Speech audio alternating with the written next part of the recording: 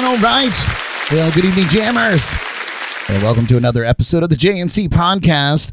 I'm Brad Brock, and I'll be your host this evening. I'm joined here, as always, by the fiery Ms. Jordan Taylor. And our special guest this evening, our friend, local musician, and manager of Pierced Ciderworks, Mr. Will Goulet.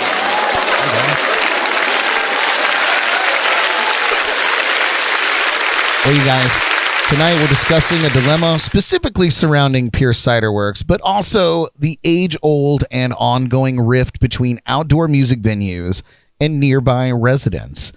From complaints to law enforcement, all the way to the governing bodies with the ability to change things. We're going to talk about Pierced and other Treasure Coast instances of venue and resident falling outs and how some of these were eventually resolved. I'd like to thank everybody tuning in with us live tonight. We invite you to chime in to the chats and comments because we are live with you this evening. Jordan will actually be keeping an eye on that and bringing up any good points that you guys might have. Please consider, a little shameless plug, giving our page a follow or smashing the subscribe button. It is much appreciated. We also tonight got a round of Name That Tune to play with all of you for tuning in live to lighten things up after our chat. So be ready for that later on. But I think before we dive in to the meat and potatoes of this show, we should take the edge off with our shot of the week.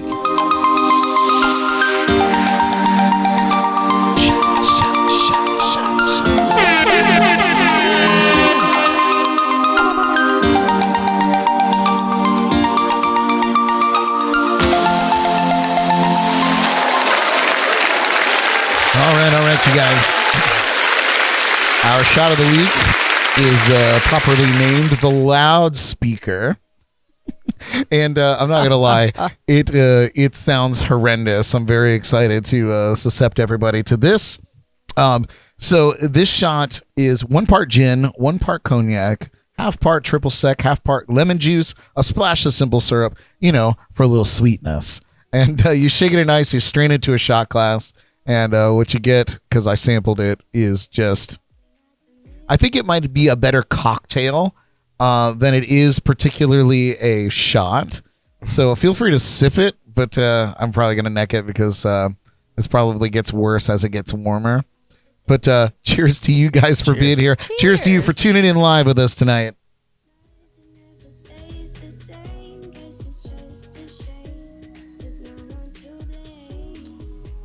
Dig it. Yeah. It's not horrendous, right? It tastes like a Long Island, kind of. Maybe. Yeah. Maybe like a Long Island. It does burn your nose hairs a little bit, though. Yeah. It almost tastes like nose. Anybody a grandma drinker? Anybody drink Grand Marnier? I thought you said grandma. Yeah, I did say grandma. Is that the nickname for it? Yeah, it is. You didn't know that? Oh, I thought you meant grandma drinks, like No. Like no grandma, like Seagram's Grand Marnier. I haven't achieved wine coolers. Grand Marnier status yet. Yeah, I mean it's just a sweet, orangey. That what I just had was not what I made earlier for myself. That tastes a lot more like Grand Marnier. You've improved. Yeah. That was not as bad as I thought it was going to be. Join us each week for our shot of the week by visiting jncpodcast.com, clicking on the shot of the week link and seeing what we're planning. Then, of course, get everything that you need delivered to your door by our friends at Drizzly. Yeah, somebody's got to hold the torch while Ellie is not around. Ellie and Derek are missing in action tonight. Convenient again. Yes, convenient. I think that they knew this was going to be quite a conversation, so they didn't want to have to talk, I guess. I don't know. But at any rate, you guys, I think it's time to jump right in to tonight's JNC Podcast Special Reports.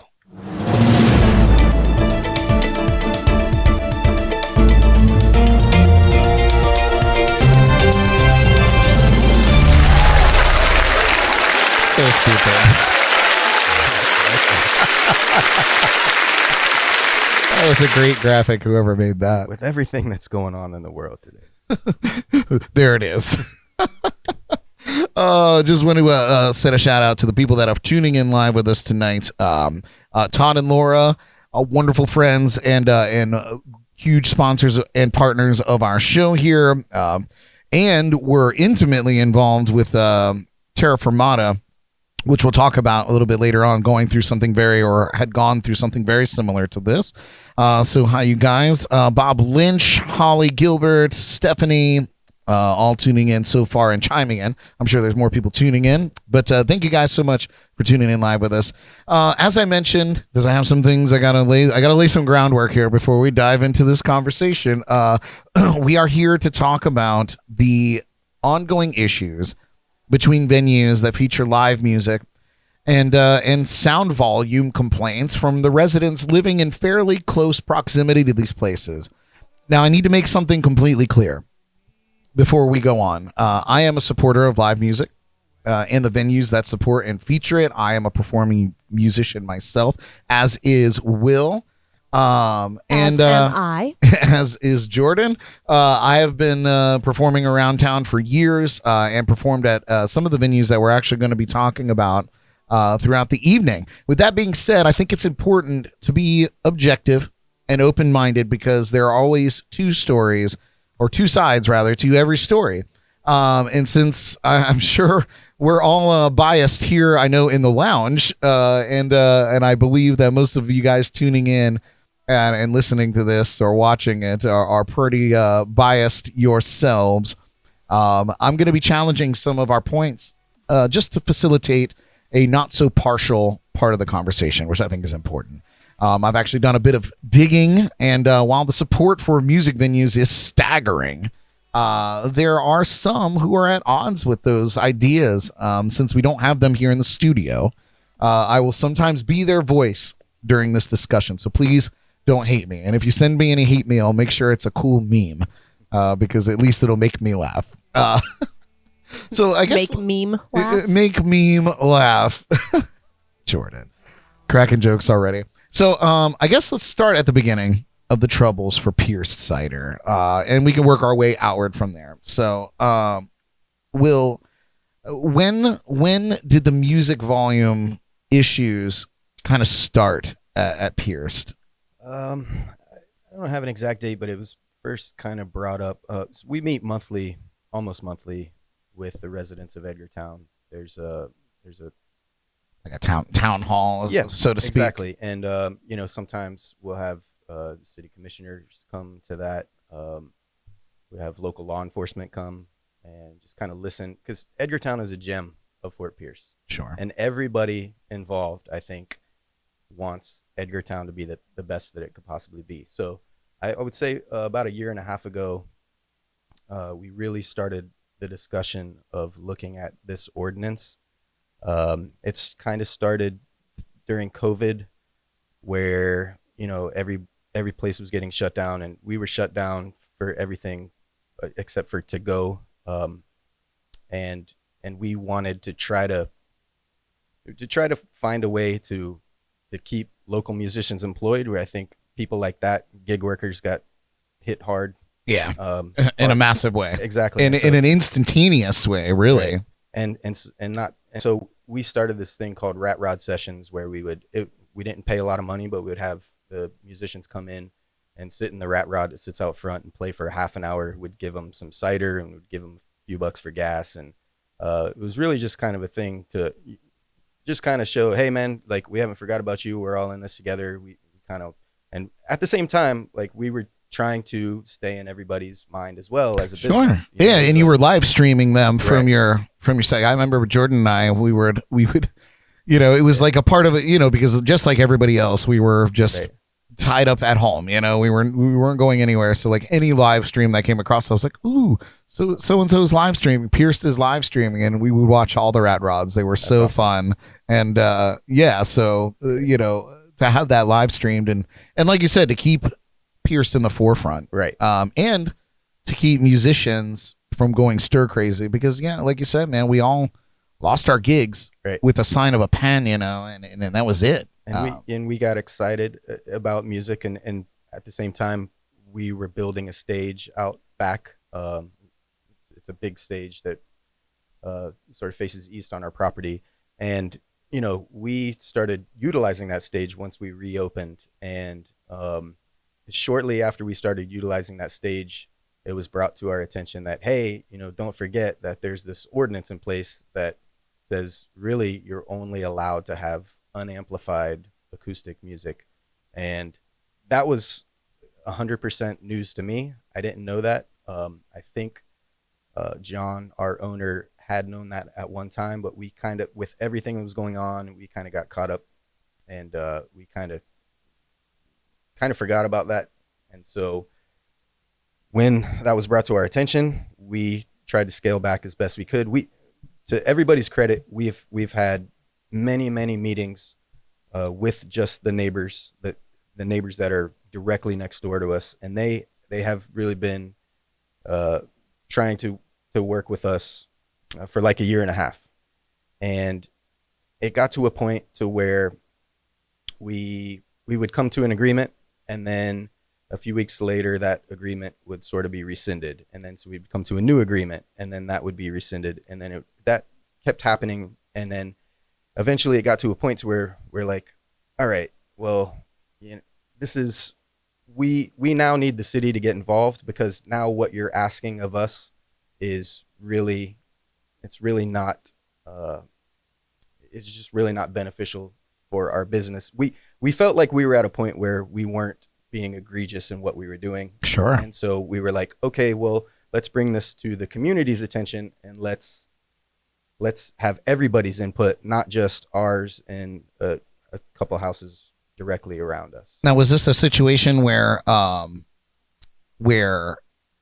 law enforcement was getting involved? Like, was that the point where you realized it was becoming an issue? Was she like having law enforcement, or she? I'm sorry, I don't mean to say she. They having law enforcement sent to the property to shut it down? Did it get to that point? Eventually, so the Fort Pierce Police Department is amazing. They have a community liaison. His name's Damian Spots. I'm going to say his name because people in Fort Pierce know him. They should give him a high five when they see him. Well, he's just incredible. He was sort of born to be a community liaison, and he's kind of been in the middle of this. And about a week before, I would say April 7th, when we got shut down, he called John and I, and he said, hey, we're going to have to start enforcing this ordinance. And we told him that we understand that, and we felt like we were at a point where that was the only way that we were going to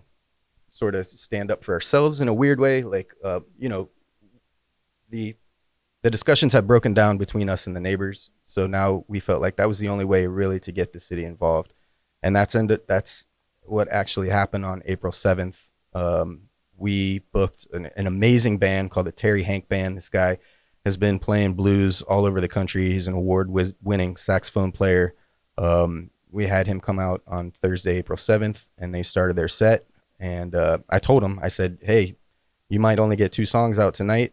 We're going to pay you full price, and I'm not trying to use you guys as a pawn. And this, I was really upfront about the situation. And they started at 6, and about 6:30, the police came. They came once. The police have always been amazing every time. They don't want to be put in that position. Yeah, of course. And we're not like, no, man, we're gonna rock on. We're like, yeah, sorry, because we're trying to work it out. They came back a second time a few minutes later, and they shut it down. But we had about 150 people there on a Thursday and I would say at least 120 of those people had never been to our venue before. They specifically came to see this band. To see the band. And so it kind of left a bad taste in their mouth. Rightfully so. We're very apologetic. Fortunately, there was no cover, Right, so they hadn't paid or anything. Right. So that would have been a giant mess. But a lot of them have traveled from a good distance to come see the show.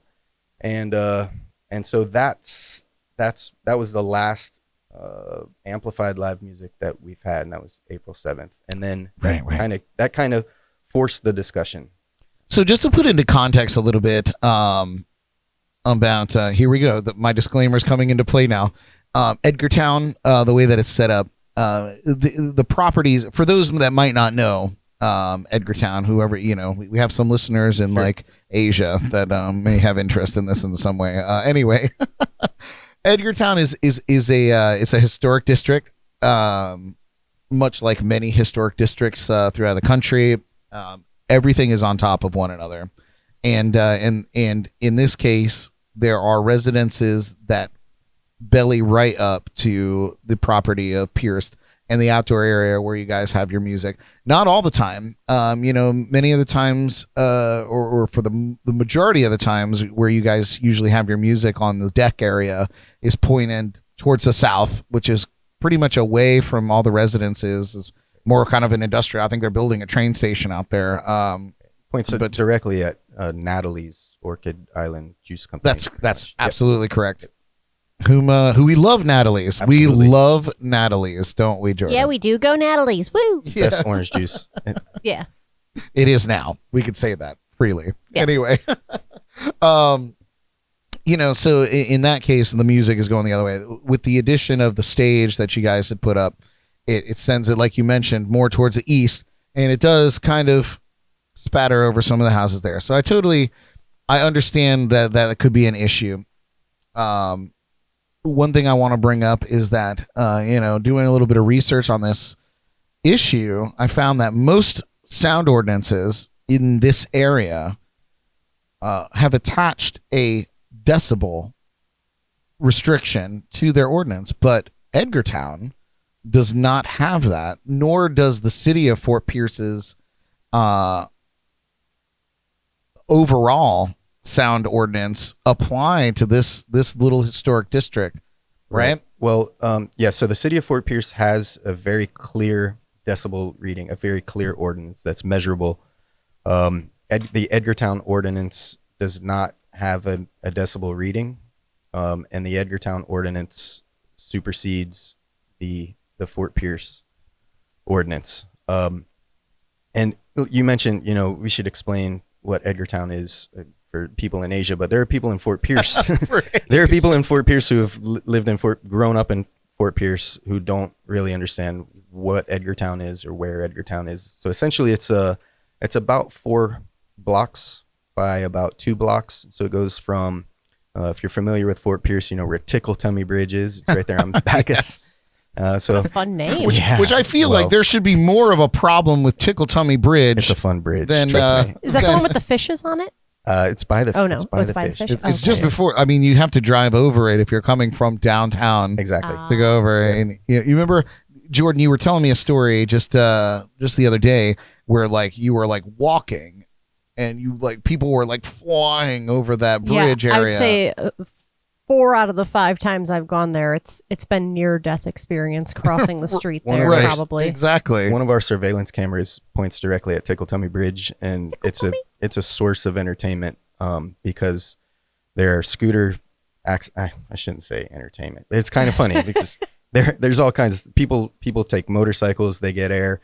Yeah, I saw a little Honda Civic leave the ground the other day. Tickle Tummy Bridge. Crazy. Yep. No, Marissa and I saw that the other day when we were leaving and going to Krabby's. We went to Krabby's and ate afterwards, and we walked there. It's a spectator sport. Yeah, we saw this truck and it just took air. It looked like it was gonna fly, and we were like, yeah. So maybe there should be an ordinance against that. I don't know. That seems a little bit inordinate. But anyways. I feel like that could cause imminent bodily harm at some point. So Edgartown goes from Tickle Tummy Bridge to Seaway Drive, basically, and then Indian River Drive to US 1. Right. So it's small. It's small. We are, I think there are only really 3 businesses currently in Edgartown. I might be off on that, but there's Pierced Ciderworks, where Whimsy clothing boutique used to be. There's a marine radar shop, and then an amazing masseuse named Kim Freetley has recently moved in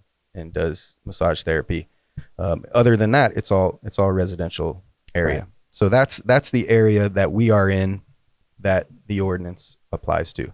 And the trouble, as you mentioned, is that the ordinance it's kind of ambiguous, and it's kind of, in our view, illogical in a lot of ways. And so that's what we're trying to really get sorted out. I'm going to read that verbatim from how it's written. I do want to make mention, Todd and Laura, again, awesome supporters of Treasure Cove's live music and us here personally on the podcast. They said, keep in mind, for this discussion that there's an active railway behind Pierced and the neighbors, and most of the music originates on the deck, which we mentioned, and is projected towards the empty lot or Natalie's.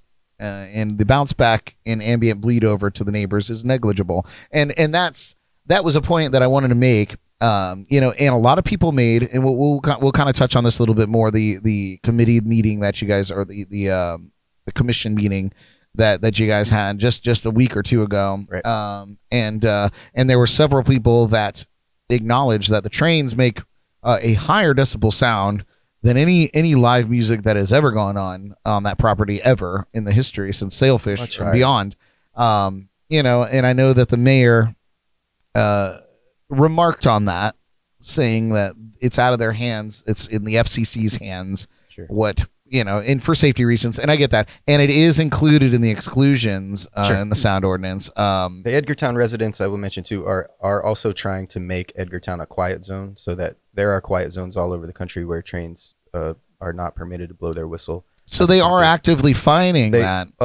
They're trying to. They're actively. Or not fighting it, but trying to make it happen. Change. And the difference, also, I will say that when trains come by, they are loud, but they are also short bursts. They're not prolonged. Sure. So I can understand. What we're doing is we have music from 6 to 9, so it's a prolonged sort of thing. It's a lower volume, but it's still noise. Yes, essentially. It's consistent, man, and this is not, I think I mentioned earlier, this is not a unique problem to Pierced Cider or Edgartown or Fort Pierce or any town USA. This is something that's going on around the country, maybe the world. I don't know. I didn't have enough time to research all that, but here on the Treasure Coast, there have been several occasions. Several. I think that's redundant. There have been many. 14? I was going to say, I think it's about 14. To be precise. There have been many occasions where this has been an issue, and I do want to touch on that a little bit, because I feel like the way it relates to what you guys are going through is wildly important, because there are some cases that we're going to touch on that are beyond where you guys are right now, and then there is another case particularly that I want to talk about that is just behind where you guys are right now. So let's talk a little bit about Terra Firmata. Obviously, you're familiar with that venue, as everyone is. It's a great venue. And Terra Firmata is in downtown Stuart, or just outside of downtown Stuart, in Stuart, Florida, if you're listening in China. But similarly, Terra Firmata is situated in a historic residential area, and they went through their own fight. So I'm going to just pull up I have some work here. And Todd and Laura, please, I know they're tuning in. Please chime in, because they were intimately involved with Terra Firmata and Ron Hart during the time, who was running the joint. And so they have intimate knowledge that I may not even know about when it comes to this particular situation. I'm just going to move over to the big screen so that or where we're all on there, because if I'm trying to shuffle through papers and be a producer at the same time, it just doesn't work. Where am I at here?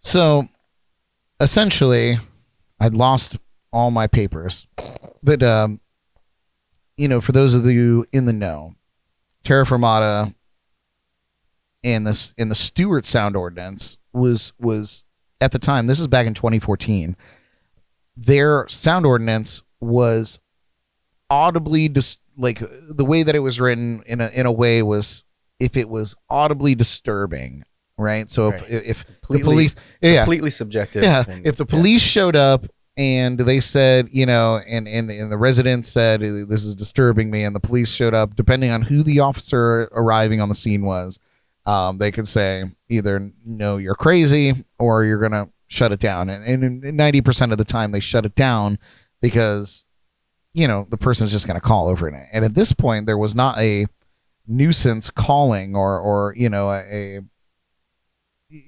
forget what they call it when you call the police for no reason. But, this has now been installed in a lot of these sound ordinances, where you have, people calling over and over again, hogging up the 911 line over sound ordinance. It's insane to me. So at this point, there was none of that. So then they instilled the sound reader or whatever, the decibel meter.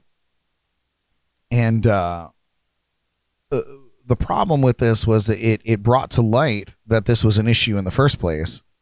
So then the commission was looking at changing the ordinance, and it was actually presented to the commission, I think in 2016, after a couple of years of this going on back and forth, to do a blanket sound ordinance in the whole city of Stuart at 65 decibels, 24 hours a day, 7 days a week.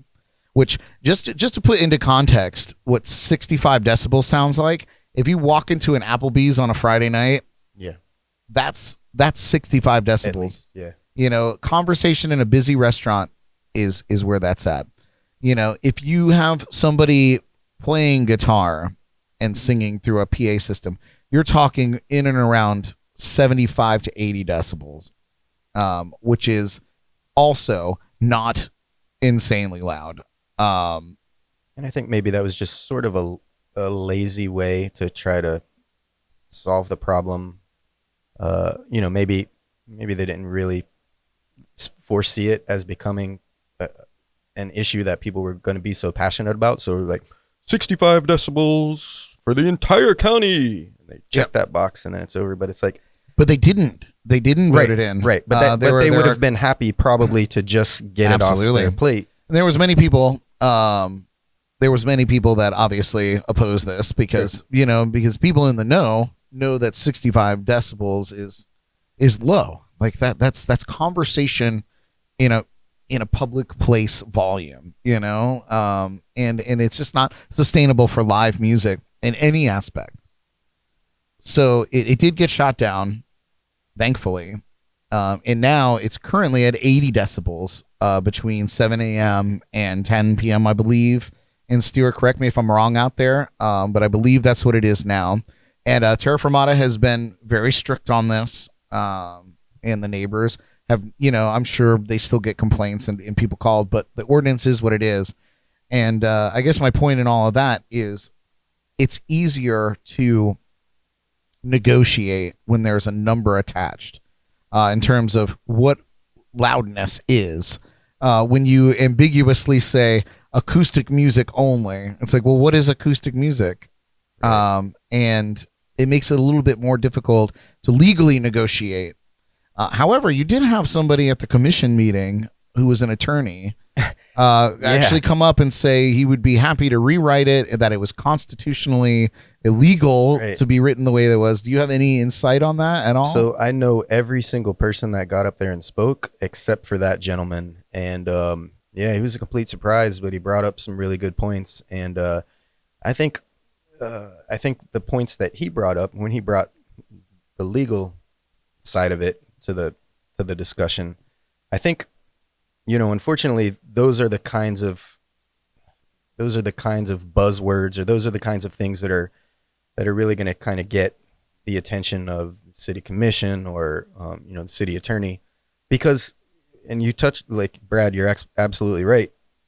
It's like this is so solvable. Well, I mean, it is and it isn't.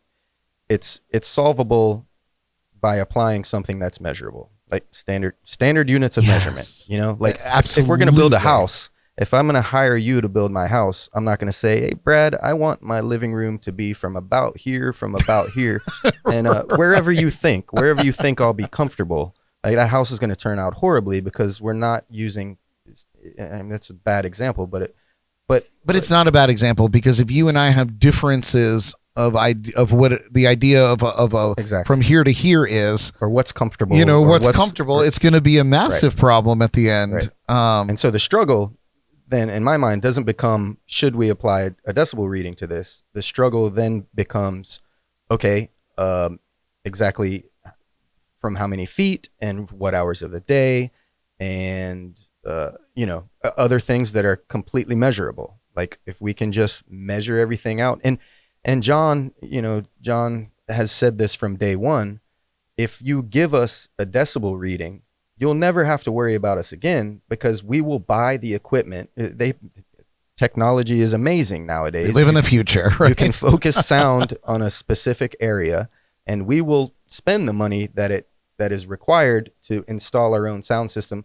We're not going to spend that kind of money under the current ordinance, because it doesn't make sense. Well, just because we're still breaking the law. So, we could spend all this money on sound focusing equipment, but we'll still have to be looking over our shoulder every night that we want to have music, because we're still breaking the law because there's no measurement.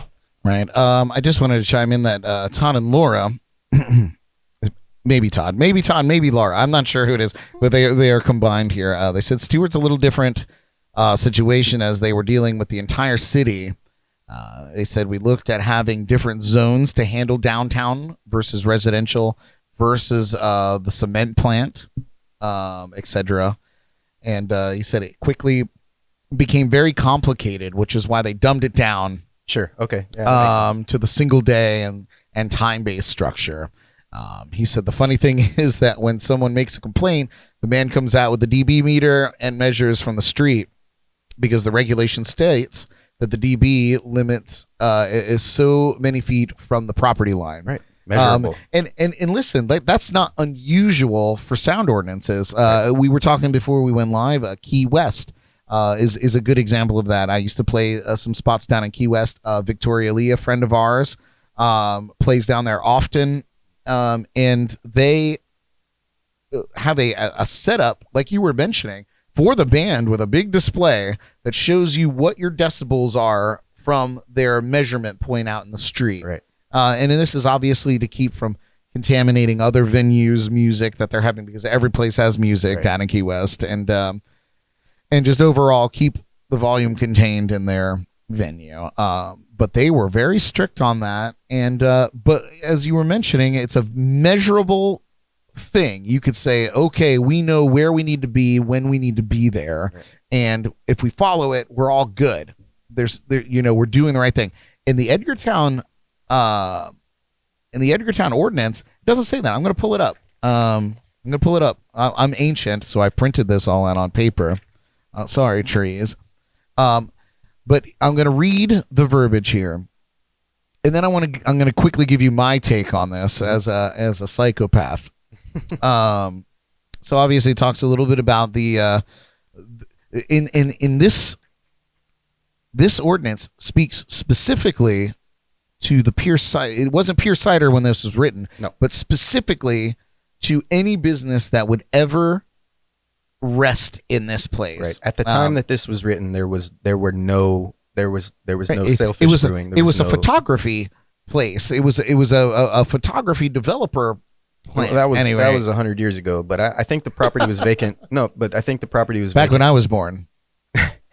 But it had been vacant for a while. Yeah, but they were trying to put in place in the future to protect themselves, which sure. I totally understand. I just think they kind of dropped the ball on.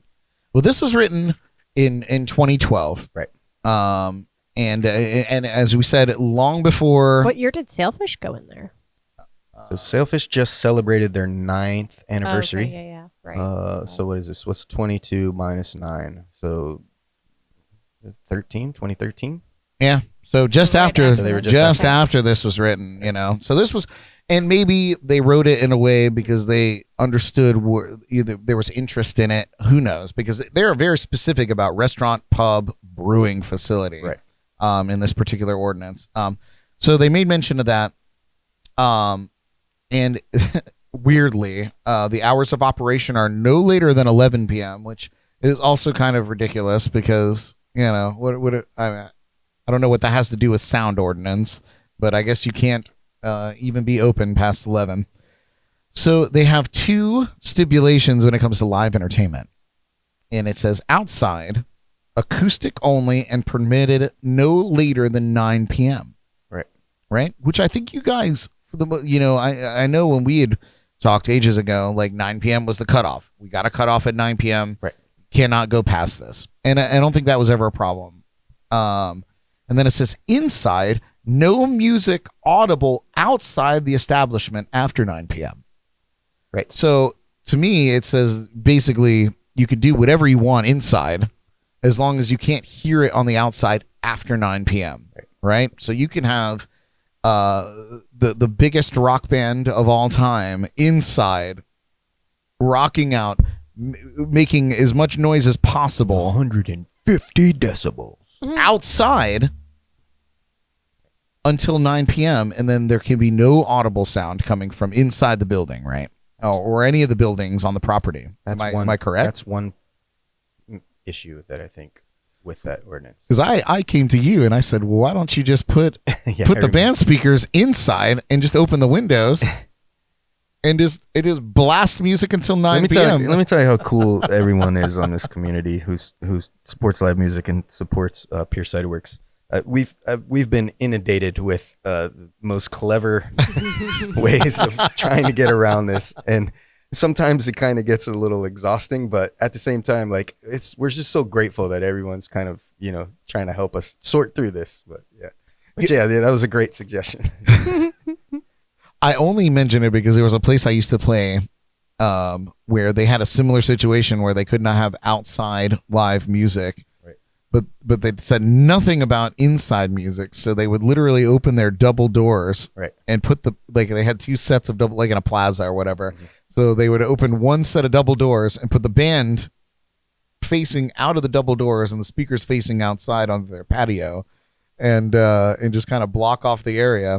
And I guess they got away with it for a long time, but it just the idea that people are coming up with all these avenues to get around things is really a testament to how much the conversation needs to evolve at this point, because and it has, because I'm gonna move on to talking about the commission meeting and the people that came to talk about that, because that's a very important step, that they were even interested in listening to what you had to say, and you told me that there's a follow-up to that. Yes. which is dynamite. So tell us a little bit about the commission meeting. There was obviously a big draw. There was tons and tons of people there to speak. They limited it to, I think, to 3 minutes per person to chat. But Sure. but yeah, like, just tell me about that experience overall. Yeah, the 3 minutes. So every city commission meeting, there's a point towards the end where the public is allowed to speak on anything that they want to discuss. And everyone's limited to 3 minutes, just in the interest of time. But it was really kind of overwhelming. The support that we had, I think there were 25 people who spoke. And I've been to a few city commission meetings before, and a lot of times, it's usually when people show up in those numbers, because we had more people come than spoke. Obviously, everybody who came didn't speak, so the auditorium was packed. Usually when people show up in those numbers, it's an issue that people are passionate about. And a lot of times people will get up there and sort of say the same thing over and over. But what was so really cool and like overwhelming about what happened that night was nobody really said the same thing. That was one really cool takeaway. We had some actual residents of Edgartown come and speak about the ordinance and their displeasure with the ordinance, that was really cool. But what was also cool is just like the diversity of people who showed up. And I was talking with Maxwell Rudd, an incredible musician with Enjoy Reggae Band. He's an Edgartown resident. He's an incredible bass player. I was talking to him at Pierced earlier today. He actually brought Lance O. You know Lance O from Culture Shock? He brought Lance over. Anyways. And we were talking about what was going on, and Max was telling Lance, it was like how Pierce is kind of unique in a sense that it's a very, very, very family oriented place. Mm-hmm. And that word family came up in almost everyone who spoke. Like it's a place where you can come and bring your toddler. It's a place where last night my wife's 99-year-old grandmother was there when we had the Bluegrass Jam.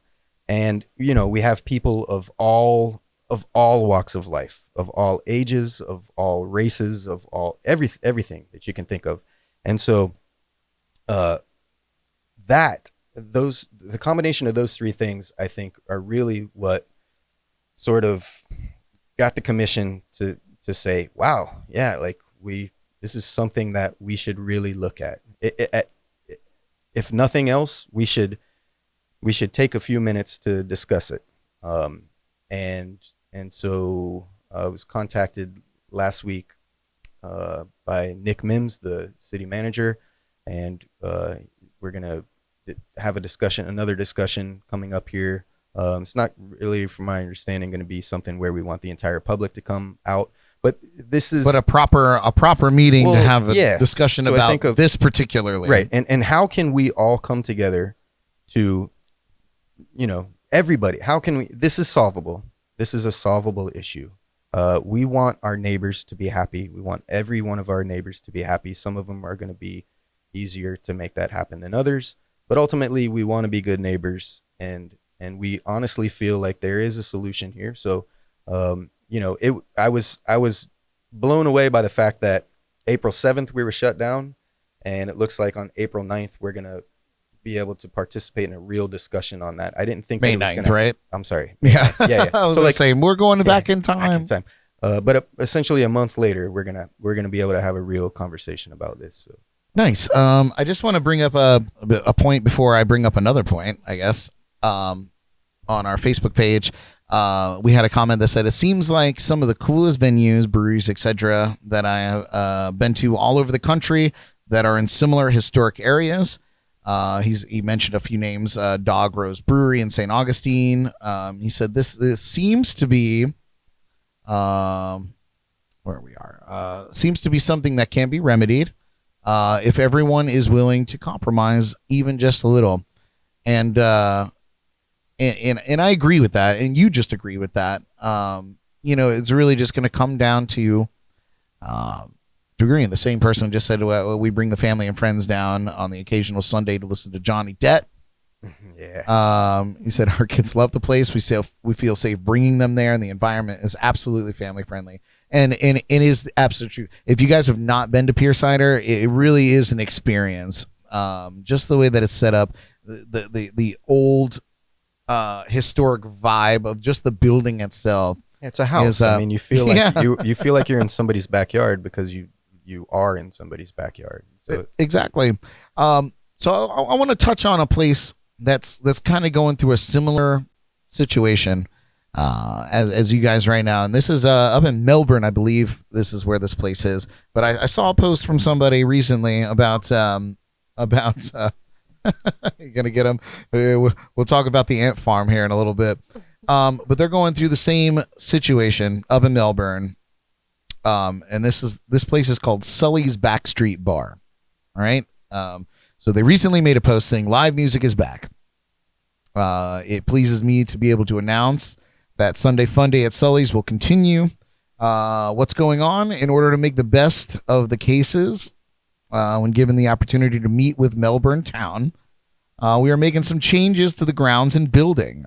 Sound reducing fences are being put up, and the band stage placement is being realigned to greatly reduce the amount of music that escapes the property. Also said we'll have to lower the volume just a little.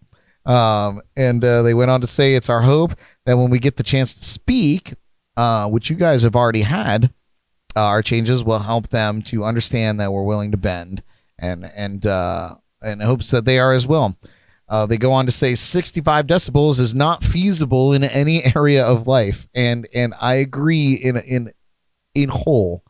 That when you plug a human being into a microphone and guitar, even if it's just an acoustic guitar and singing, 60 to 65 decibels is you're going to push more decibels through your ear canals and your earbuds than you are going to see that out in the open air. But they also talked about doing an acoustic jam and once a month, and kind of alleviating that one Sunday of having a full band there doing the thing. Is that something that you guys considered in terms of putting up any kind of infrastructure? I know that there's a residence that's immediately connected to your property.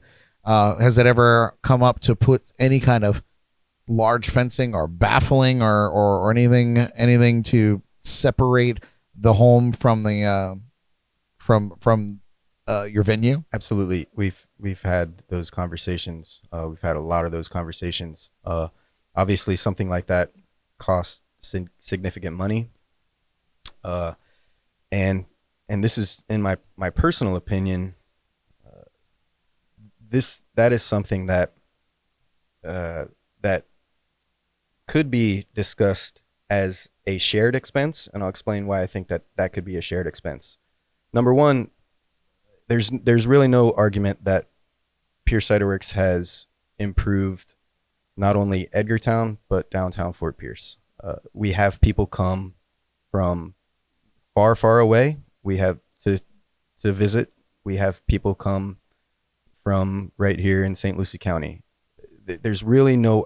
You'd be hard pressed to argue that Pierced Ciderworks hasn't done well for Fort Pierce and Edgartown.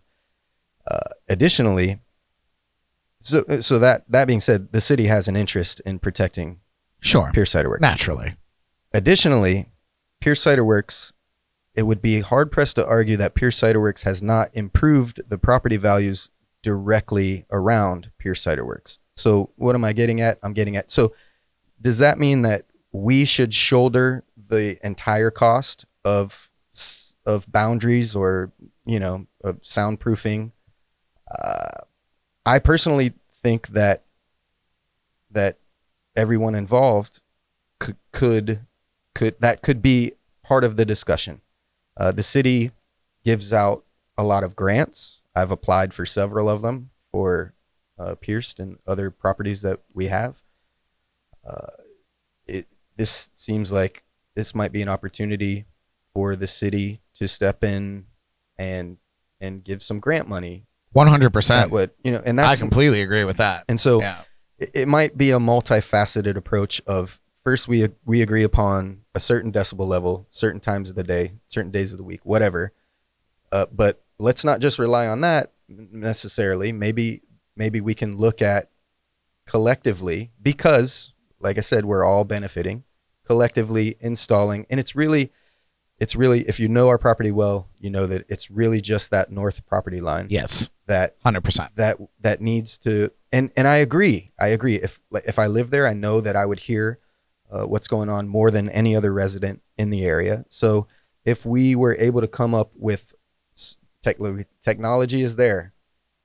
If we were able to come up with something that was visually appealing and also was very effective in dampening sound, then, I think there's an argument to be made that should be a shared expense as it benefits all parties involved. And to be fair, we're not talking about a multi-million-dollar solution. We're talking thousands of dollars, right? That less to get something like that. $10,000, far less than $5,000, right? I mean, well, when you're talking government anyway, they'll or contractors, they'll jack up the price on there, yeah.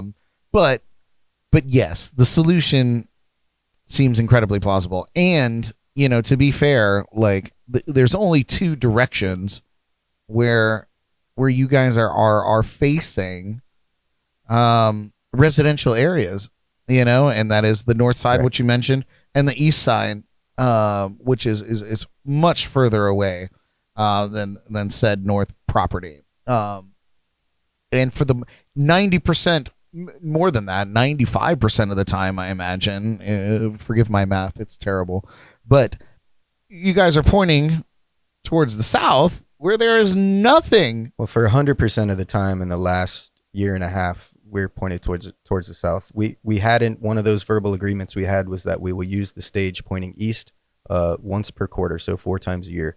And so we did 2 shows up there. After the second show that we did up there, that was one of the, okay, I no longer want to, I no longer agree to this.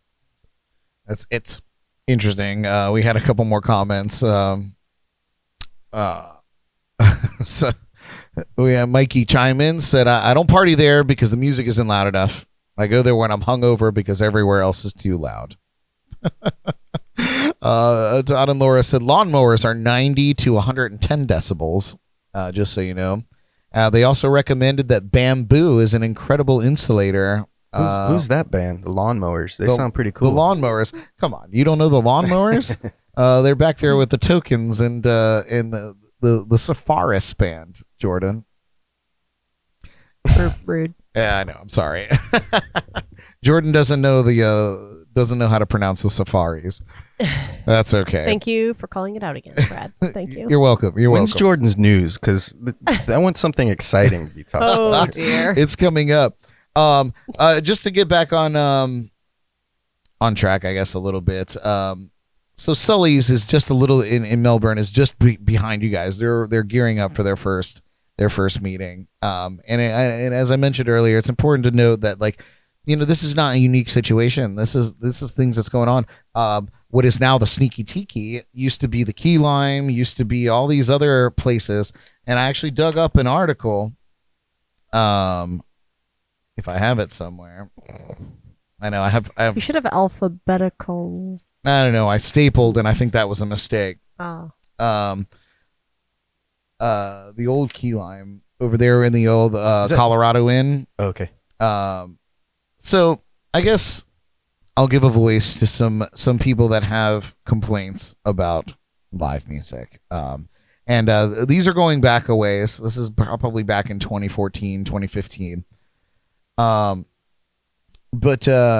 it goes on to mention that some of the people that are living in these downtown areas, these historic areas, moved there to, kind of escape the rat race, if you will, and retire in these quiet, sleepy little downtowns.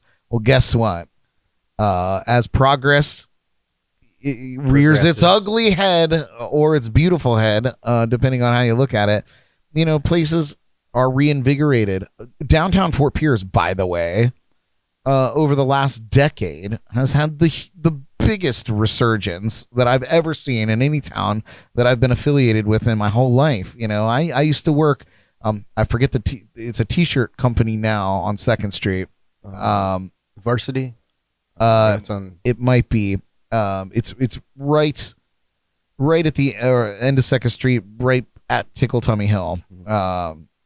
And I used to work there when they were a marketing company for car sales. And don't ask me how I got involved in that, but I was there. And and there was nothing. Downtown was a weird place. We had the Manatiki, which is now Cobb's Landing. 2nd Street Bistro was Governor's Grill. Sailfish, what is now Sailfish, was like a condemned warehouse. I think that used to be a J.C. It used to be a J.C. Penney's in the 50s and 60s. Yeah. And it used to be 2 stories. They had a little staircase or escalator probably back then and everything. Yeah. Way back in the day. So and many of those businesses were boarded up or vacant back when I worked there. And this is back in 2005-ish. Ugh, weird to think about. So there, it was still kind of the Wild West, if you will. And now it's just this thriving, cool, funky place to go and shop and eat and take in experiences. And so there's been an evolution there. Now, traditional downtown Fort Pierce, there's not a lot of residential. But you get into Edgartown, and that is historic residential. So similarly, these are complaints that were documented in downtown Stewart, which is in a similar way going through that metamorphosis now, where there are a lot of places moving in. Live music is becoming a common thing in most of those places, and a lot of it is outside. So one resident said, the more the city gives exemptions for bars and restaurants, the more the city is telling downtown residents to get lost. I'm going to name names, but this article is readily available for you to search for on your own accord. I may even post a link for it. But this particular person owned a set of apartments on Seminole Street. And it was about 50 yards from the Key Lime Cafe, which became the Salted Lime Cafe, which is now the Sneaky Tiki. This is going way back, guys. They said other neighbors shared those frustrations. One person said, at times the music is so irritating you can't stand it. whose backyard is a stone's throw from the rear of what is now Sneaky Tiki, but it was the Salted Line back then. Sometimes it makes the windows rattle. I have to turn up the volume on my TV to drown out the noise, quote unquote. And downtown Stewart is the flashpoint for a clash of cultures, this article says. A conflict many people did not realize or may not realize is occurring because downtown residents have been drowned out by tidal wave of pro-music advocates. That's an interesting phrase, a clash of cultures. Because a clash of cultures. I perceive that phrase, a clash of cultures, as like such a positive thing, you know?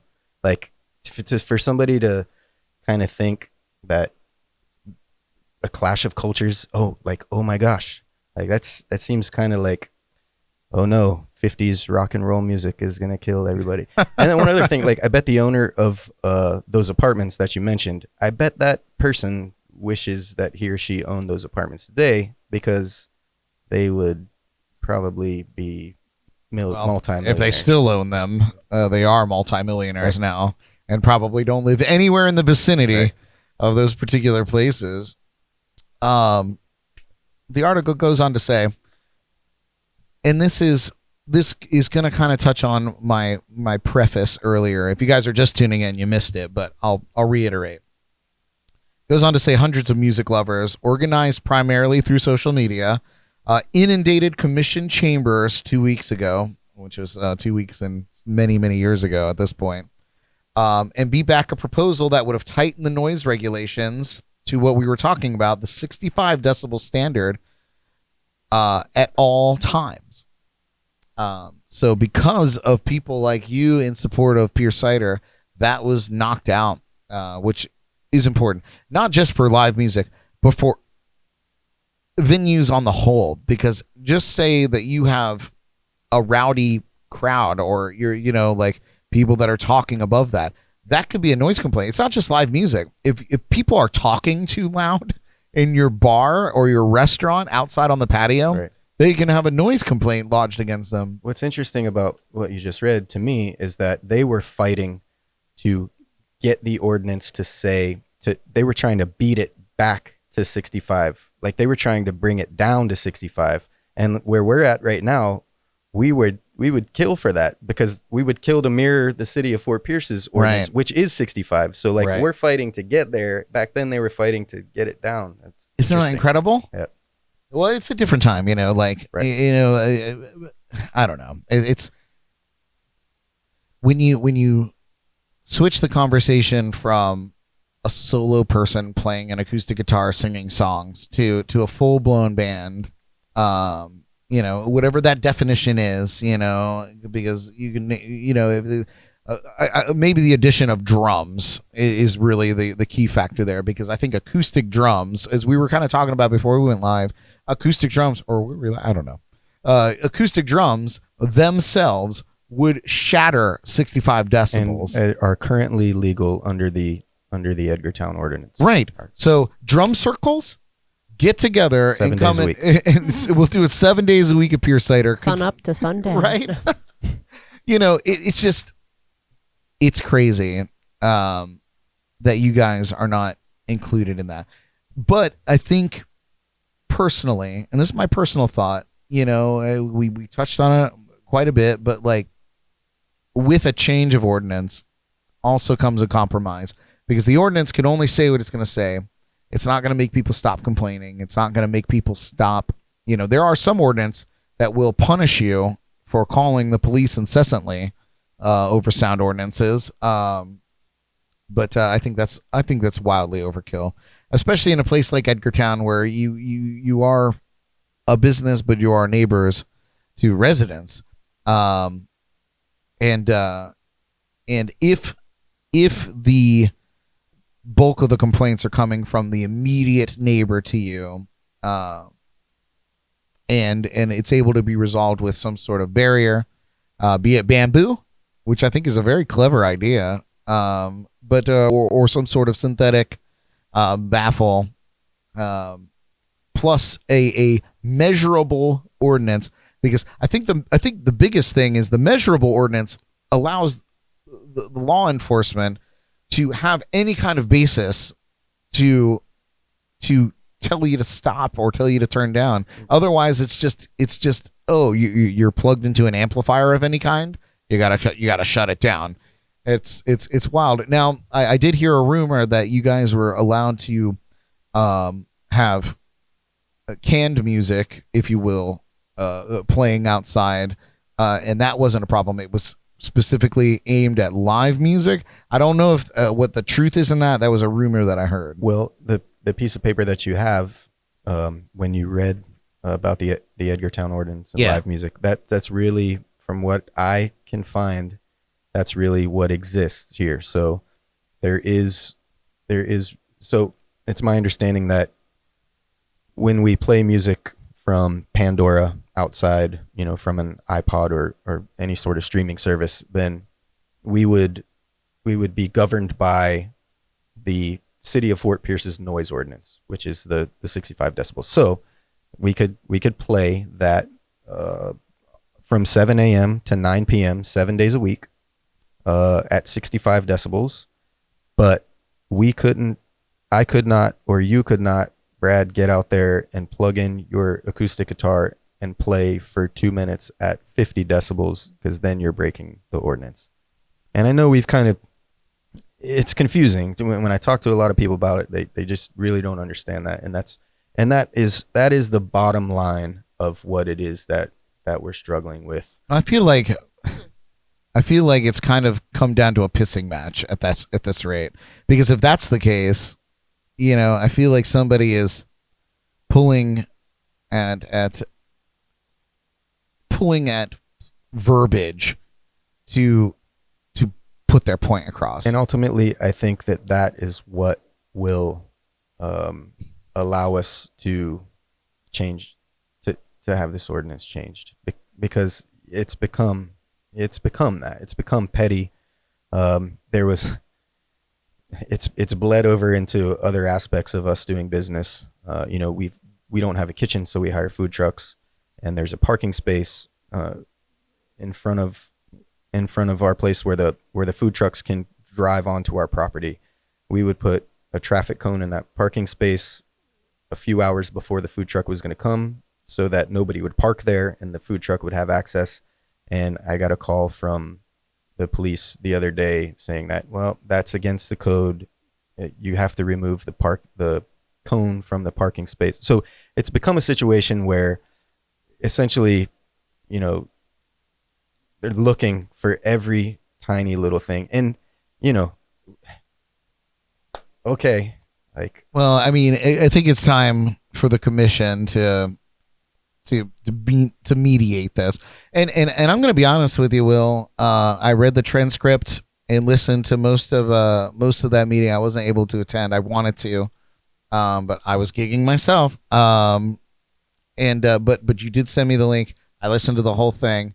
I went back and I read through, I made notes and I went back and read through the transcript because, my God, they talked for 3 hours about rezoning their voting districts, and then right at the very end we got to chat about the sound ordinance. So politics at their finest. I do want to say, I'm sure we're going to move on to something else soon here, and I just want to make sure that I reiterate that the city of Fort Pierce and the Fort Pierce Police Department, they have been really a class act in this whole thing. The Fort Pierce Police Department has been put in a bad situation. We don't want to waste their time. They've been so cordial every time that they've come out, and we've been apologetic, and we hate to have to invoke those entities in order to solve this problem, because there are many, many, many bigger problems in the world going on right now. We don't have any beef whatsoever with the city of Fort Pierce or the Fort Pierce Police Department. Sure, and I will iterate this as well in case any of the city of Fort Pierce is listening. My personal views do not necessarily coincide with Pierce Cider. Nor do mine. I'm just some dude. I am the host of a entertainment podcast, so I'm free to vocalize my opinions as I feel fit, I suppose. But Jordan, you have a little something? Well, Breaking news? Yes, Rob asked in the chat, does Edgartown have its own governing body, like a council? Oh, okay. That's a good question. It's a great question, Rob. So Edgartown has a historic board. It's made up of, I believe, 7 members. So any sort of change before the city, from what I understand, before the city commission can vote to change this ordinance, it will have to first go before the Edgartown Historic Board. How do you get on that board? I don't know how you get on that board. Because it sounds like John needs to get on that board. Well, I think that board was created at the same time that it was created when this Edgartown Historic Settlement District was created, which was the same time that all these ordinances were created. And so it's made up of members of the community. I think a requirement is, I'm almost positive that you have to be a property owner in Edgartown to be on the board. Mm-hmm.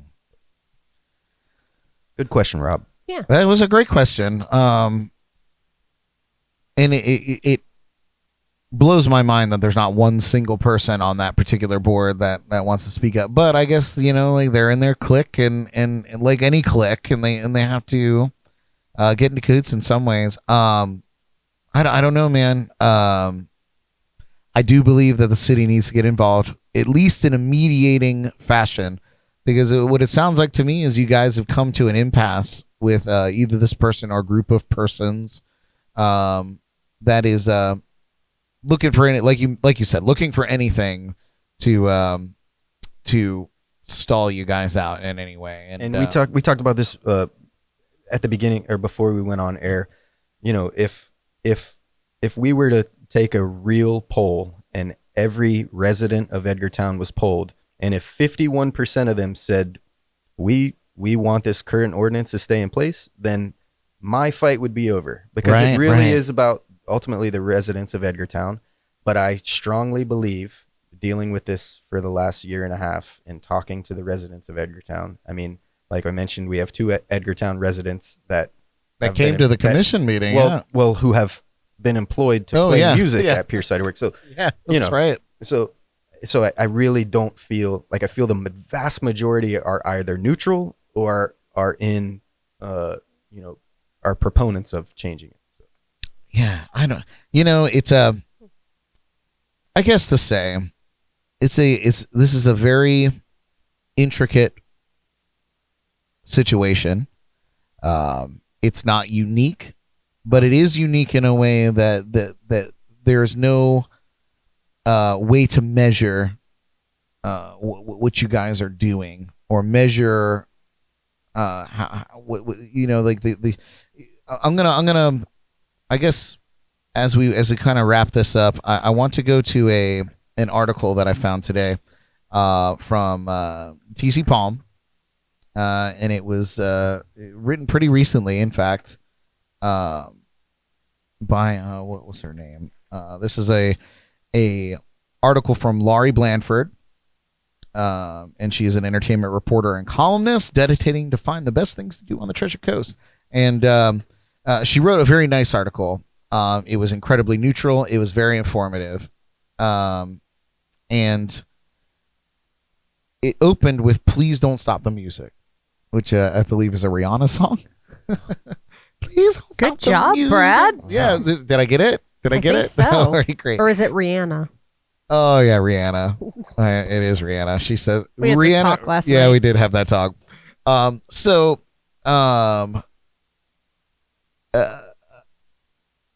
Just to paraphrase, because it's a pretty lengthy article. I will put this article link in the re-upload in the forever episode, because it's interesting. Because like I said, it does cover a lot of things. With some things, it says a Sydney ordinance allows only acoustic music and only until 9 p.m. in Edgartown. The historic residential district is just northwest of the downtown and marina area, where amplified music is allowed. The mayor, Linda Hudson, she said live music isn't the problem. Live music amplified is the problem per the current ordinance, which is powerful words. from the mayor. 100% accurate. But that's not to say that the ordinance is not antiquated, because it's ridiculous. Because again, what is, live music amplified? What does that mean? Because we mentioned before, you can have unamplified, very, very loud music, bagpipes, horn sections, drums of any kind ever, would vastly be heard over a guy playing an acoustic guitar, that you can measure and adjust the volume for to fit in with a measurable limit. I know it's not time for the shameless plug, but in light of this current discussion, we have added a jazz jam every Thursday that involves only jazz instruments, only unamplified jazz instruments. So we will have it anchored by a 4-piece, a tuba, 2 trombones, and a drum set. Very accomplished and professional local jazz musicians in Fort Pierce. They will be completely unamplified. And anybody who wants to bring a jazz instrument and sit in with this quartet, your first cider is on us. That starts this Thursday at 6 p.m. Tomorrow. Yeah. Tomorrow. Dang. Well, that's killer. We'll revisit that in shameless plugs again. I just want to. This was a great article. I keep distracting you. No, I just I should have pulled out pieces of this article because she did a really good job. This particular section, business versus next door neighbor, was interesting to me. She said in 2020, businesses were struggling during the pandemic, especially with social distancing. Outdoor venues became the only option for entertainment, and local musicians were struggling for work.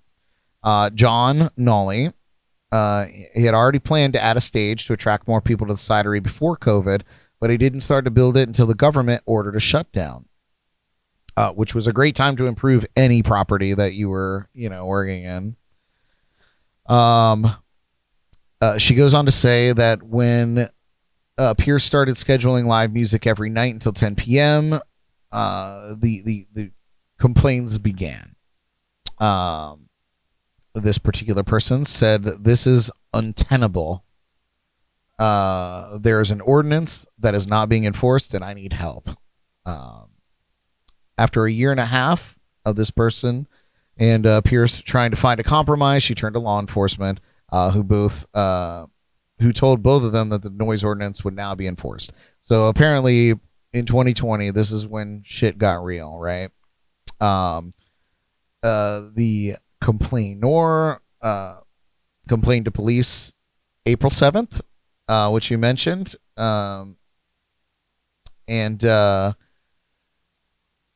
John said some incendiary words, and this is quoted, by the way. "We wanted her to call the cops in order to push the issue. We knew we were going to get shut down." And this is that event that you were talking about with the blues band, and it's conversations like this that are important because when it becomes a pissing match, it becomes not just a problem between Edgartown and Pierce, but the whole city, because the whole city came out to support you guys in truth, and the problem is the whole city can't change the laws or make the compromises. There's a process. Yeah, there is a process. We would have preferred that it didn't come to that. Of course. And you did mention that you had many times worked on solutions and agreements, and they had come and they had gone, and they had come and they had gone. And I was impressed to know that you guys do have regular meetings of the minds between Edgartown, yourselves, law enforcement, city commission. And it is surprising that through all of those, that this is such a difficult situation. And I feel like, per this article, like I said, I'm not trying to mention names of people that aren't in the loop here, but this person is clearly on the outside of any of those talks and against them every step of the way, and and happens to be the closest in proximity to your venue, which makes it even more difficult. Have you guys had any problems with like the Bluegrass Jam on Tuesdays moving forward? Like I know it's it's clearly been weeks since April 7th, but has there been any complaints about those cats out there doing their thing? The Bluegrass Jam has been within regulation the whole time. It's unamplified acoustic, and honestly, we get 12 to 15, sometimes 20 pickers out there, and they form a circle. And I don't know if you've ever been to a Bluegrass Jam. I'm sure you have, but even never participated because I'm terrible. I'm terrible at it too. I've started participating because it's a whole different animal. But it's such a great vibe. But with 15 people out there, you can be 20 feet away and you can't hear what's going on. So that's great. It's great for the pickers. But that's just not it's not for a crowd. It doesn't it's for participants, but it's not for people to come and watch. It doesn't set an atmosphere, which is what you guys are trying to do. And I totally get it, man. And it's a slippery slope. I was telling Jordan earlier, I was like, we've all had scenarios where you had your next door neighbor that decided to have a house party, and it's a little different because those usually get annoying right around midnight or 2 a.m,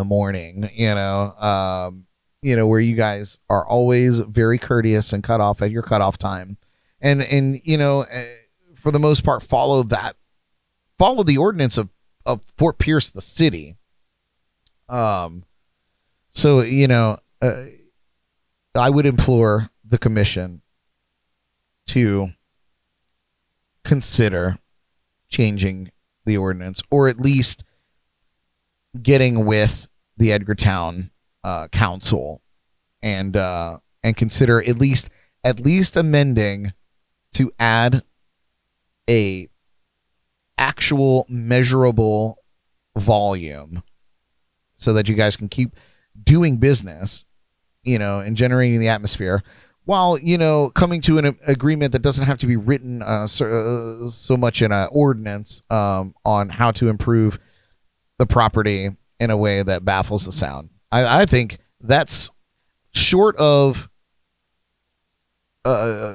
just having somebody out there like a wandering, or what do they call that, a roaming musician or whatever, like roaming mariachi band. Yeah, kind of something like that, which could be fun. You really get a taco truck on Tuesdays, and I think you're into something. So wait, so technically you could have live music if they pre-recorded their tracks and lip sync to it. So I mean, it's so funny you brought that up, because I don't want to get into the deep dive conversations of what we could do. So yes, we talked about that, because we could even put somebody have somebody like play music somewhere and then stream it on Facebook and broadcast that outside, because there's like a 3-second delay. Like, we've talked about every possible thing that we could do to circumvent this thing, and all those discussions just sort of lead us back to like, really, that's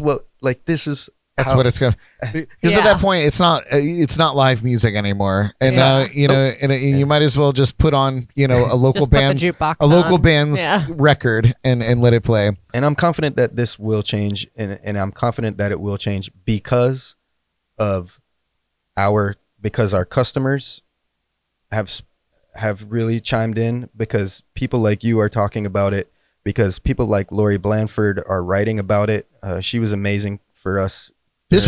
By the way, you guys, this was a fascinating article. It's not very long. It's worth a read. She was incredibly descriptive, and relatively unbiased. Like, she clearly, the title was a little please don't stop the music. Right. Her job is because of places like Pierced Cider to write about. So but she did a very good job of breaking down and just delivering the facts, and the altercations and the interactions. It's a fascinating article. It's an accurate history of it is. And, it just begs the question, or it doesn't beg the question, but it asks the question, can this be resolved between the entities? I don't think it can. I think there needs to be mediation, my personal opinion. And only then will I believe that the commission will even consider changing or overstepping a historic council's decision making. But this is, we're talking about almost a 10-year-old or an actual 10-year-old ordinance, and you look at the rest of downtown, and the map in 10 years is completely different. As I mentioned, it's completely different downtown than it was 10 years ago, and it's more lively, and there's louder things happening in downtown than there are in Edgartown. And you guys are not asking for much. You're just asking for a measurable volume to atone to, or not atone to, that's not the right word, but to get to, so that you can have your business. We're asking for a level playing field. Yes. So I don't think that's too much to ask. I'm very excited to hear what goes on, or the outcome of your meeting with the commissioners on the 9th of May. Is very exciting. And I just want to thank everybody that chimed in tonight. We're not ending yet. It's not over yet, but we're gonna. I'm here for Name That Tune. Yeah, we're gonna lighten things up. We're gonna play some games with you guys, lighten it up just a little bit. Of course, it'll be noise and loudness oriented. Very exciting category tonight. Most importantly, please continue to reach out to your local Fort Pierce officials and demand change. Because politely ask for change. Yeah. Okay. Please and thank you.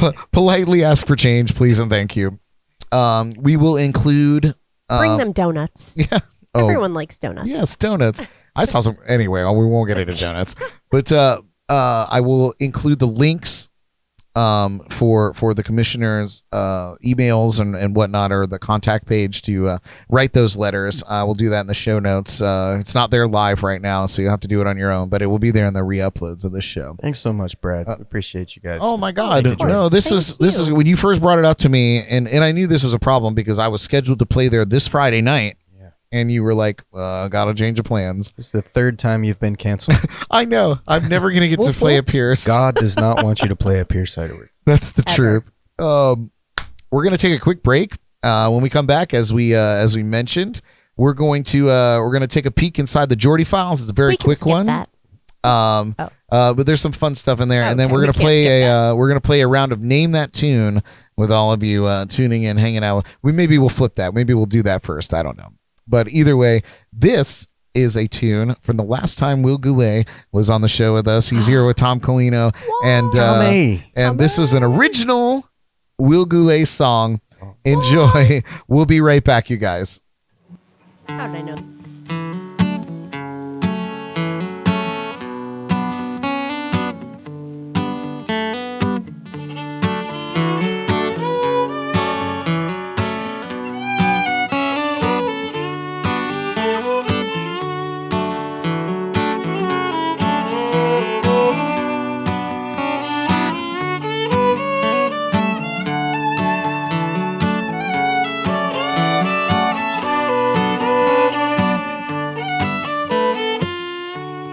Is anybody following? I'm just a little fishy swimming in the big blue sea. You can take the lead, take anything you need. You can tell everybody about whatever you see. It's alright with me. Well, it's alright with me.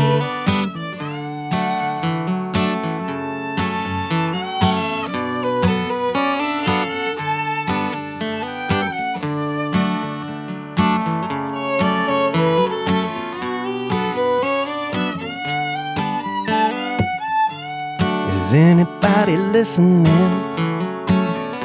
And what am I missing? Have we all gone mad? You could be irate, or you could relax. You could spread it all over to live and let laugh. It's alright with me. Well, it's alright with me. You could walk real slow, you could let it all go. You could fly real high or you could sink down low. You could take a chance, eliminate your plans.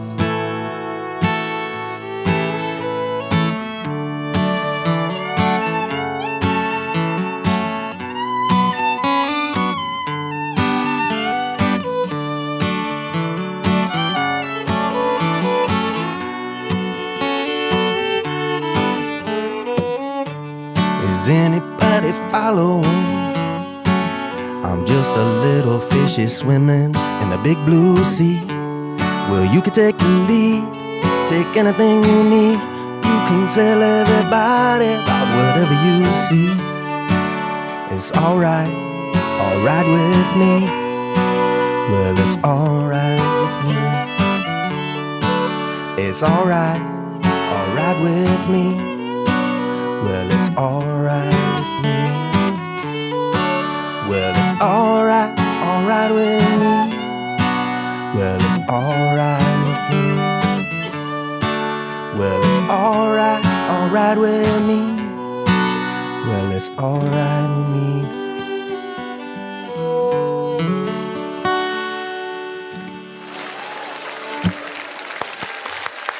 Yes. All right. We are back. And that was Will Goulet. Yay. Oh,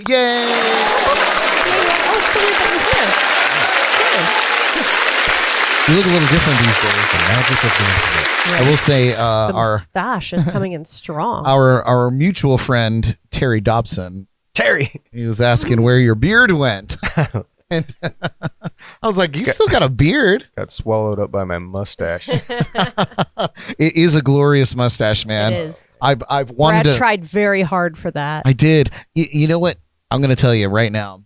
My reason for not being able to get it out into all its glory is He because couldn't commit. I love chicken wings. Yep. Nope. And it just gets Nope. completely wrecked. Will already knows. He's like, mm-mm. Yeah, you just can't do it. Mike Salette, our good buddy from Vine and Barley fame and now Yeah. Pierced Ciderworks fame. Mike. We had this conversation the other day. He said, my mustache was that long at one point, but I couldn't eat any more sandwiches. It gets Oh, to yeah, a I think I point. heard him say that It's too. crazy. Like you just can't. I don't know, man. And you know, I would even try to like.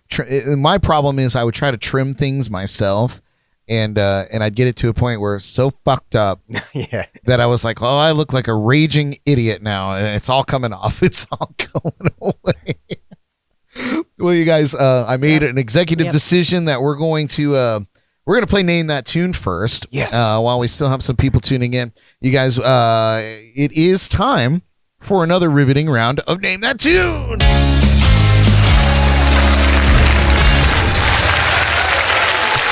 That's right. So we only have we have a very small group here in the lounge win. tonight. But we invite all of you tuning in live to play along with us in the chats and the comments out there. We're looking for the song name and the artist or band that performs it. Tonight's category is We Like It Loud. So let's play. What do you say? I don't know how well you did last time, Will, on this game. Killed it. Killed it? 10 for 10. Oh, perfect. I will say we got a comment on YouTube that says Will's mustache is beautiful. Oh, thanks. Nice. No words about mine. It's worth not ever having chicken wings or sandwiches. Oh, I don't think that's true. I would Yeah, what can you eat? cut my I whole guess head no off. sauce of Anything any through kind. a straw. Oh, okay. Liquid diet only to have the mustache. Well, that would explain your beautiful physique. True. Not mine so much. I was like, the beard's too long. I'm too skinny. Gotta get this right. All right, you I guys. need whatever I want. All right, this is an eclectic mix of tunes here. So, Are we ready? Ready. Here's the first clue and Name That Tune. Let's get loud. Let's get loud. Ain't nobody. Here it is one more time for you guys listening at home or in the car or wherever you're listening. Let's get loud. Let's get loud. Ain't nobody I got it. You got it? Todd and Laura already chiming in. They said, "Oh, we didn't start yet," but they did get the right song name there. All right, what do you guys have here in the lounge? I feel like it's a gimme. I didn't know the Let's artist. get loud, and it is by J-Lo. Jordan, I killed it. you Wins. killed it. Nice. Let's get loud. Let's get loud. Yeah, this is my jam Ain't nobody. something. This is an easy song to confuse with Gloria Stefan because it sounds like something she would do. It's because she wrote the song. Oh, nice. But she didn't release it apparently because it was too much like her other tracks. But she did re-release it, I think, in 2011 or 2014 on a compilation record. She needed a few extra. She needed a few bucks. extra tunes or a few extra bucks, maybe. But yeah, J-Lo. Oh, that was on that was on J-Lo's debut album. You remember when J-Lo was a fly girl on In Living Color? Are you that man. old? Man, I am that old. I'm not. You are not. Homie, don't play that. And Jim Carrey as Fire Marshal Bill. Great. Wonderful show. All right, you I remember guys. her as Selena's. Yeah. Oh, yeah. I forgot that she played. That was Like- probably like my. I remember first her J-Lo. in- Award winning. Do you guys remember Memory. her in, what was it, Congo? No. No. And she was an actress in Congo. Anyway, I was like one of her first Brad's roles. older than both of us. No. Yep, it's true. I told you I was over 100 years old. All right, next clue coming at you. Here we go.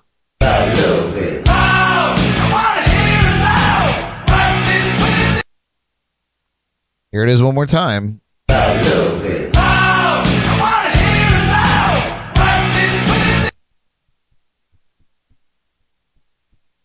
Oh, man.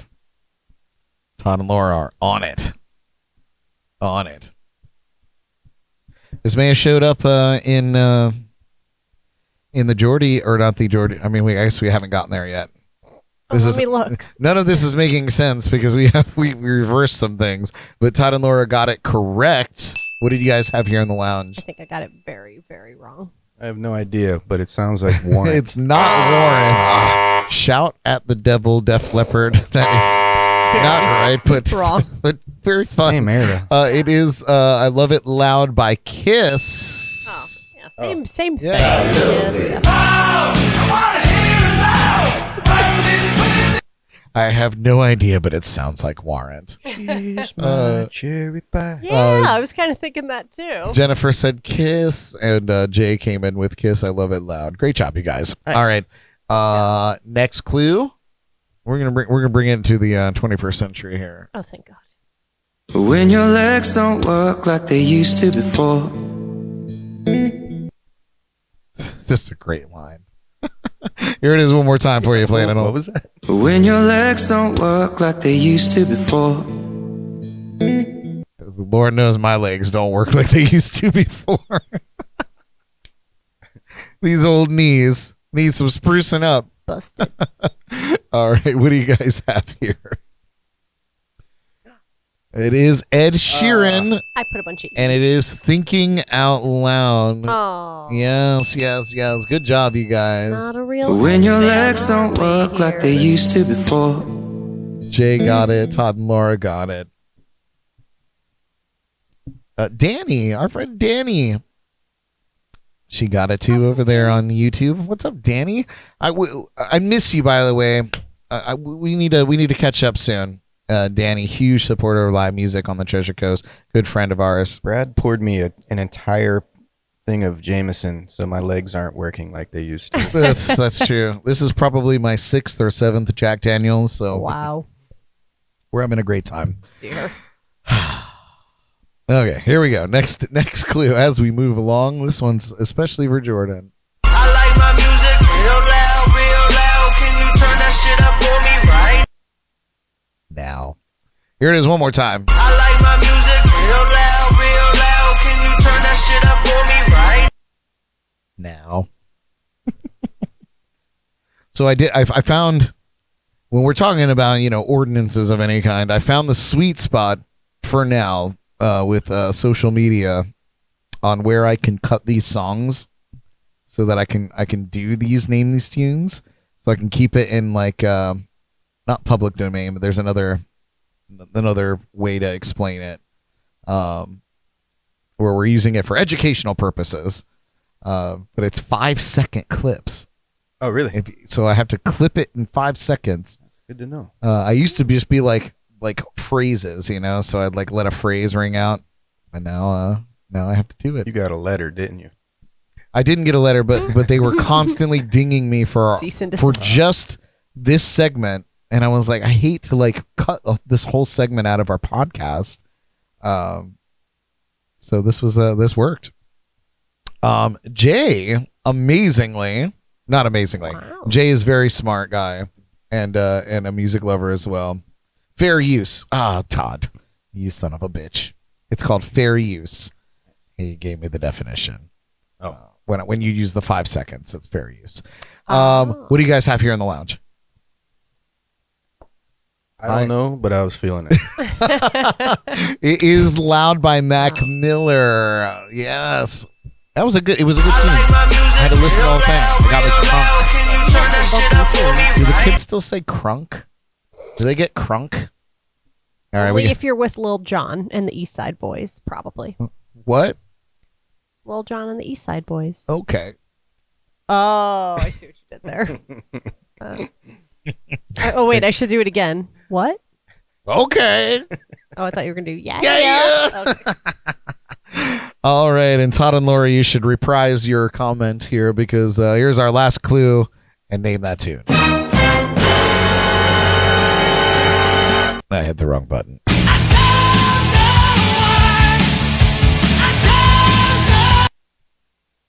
Here it is one more time.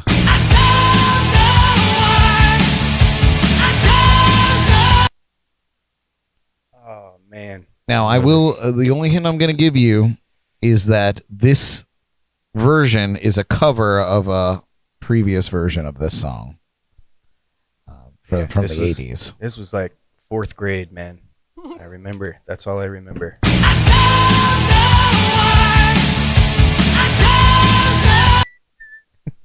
All right, what do you guys have here? I got nothing. I want to see Jordan's answer, though. Oh, Come On Feel the Noise is correct. It's not Motley Crue. It's not Motley Crue. White Snake? It is Quiet Riot. Do you know how many Quiet Riot fans are watching right now who want to kill me because I called him White Snake? I just want to say Cardinal sin. that Danny was with you, Jordan. She said Motley Crue as well.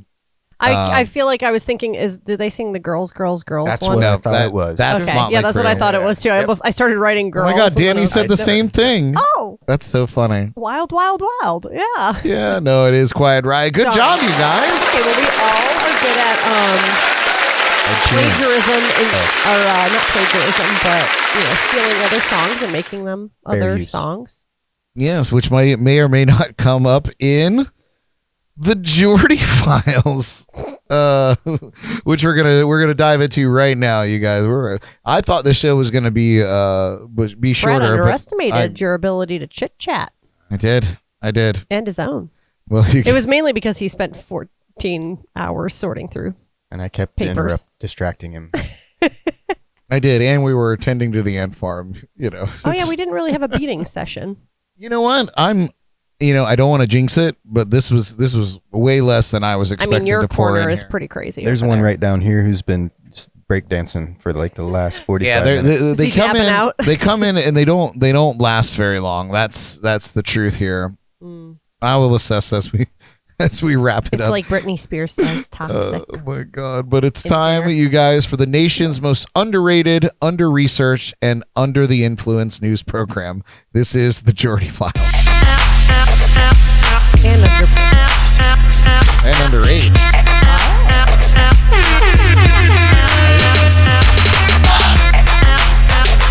that'll probably be a YouTube thing. God, I hope not. Oh, all I had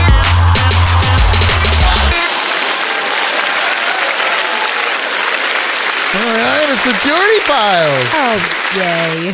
Yay! It's Jordan's favorite segment. Hoorah. All right. Oh, Oh, and we're in sync. That's good to know. so in sync. It's Backstreet Boys. Oh, that's So- painful every time I hear it. I know, it's my favorite one-liner.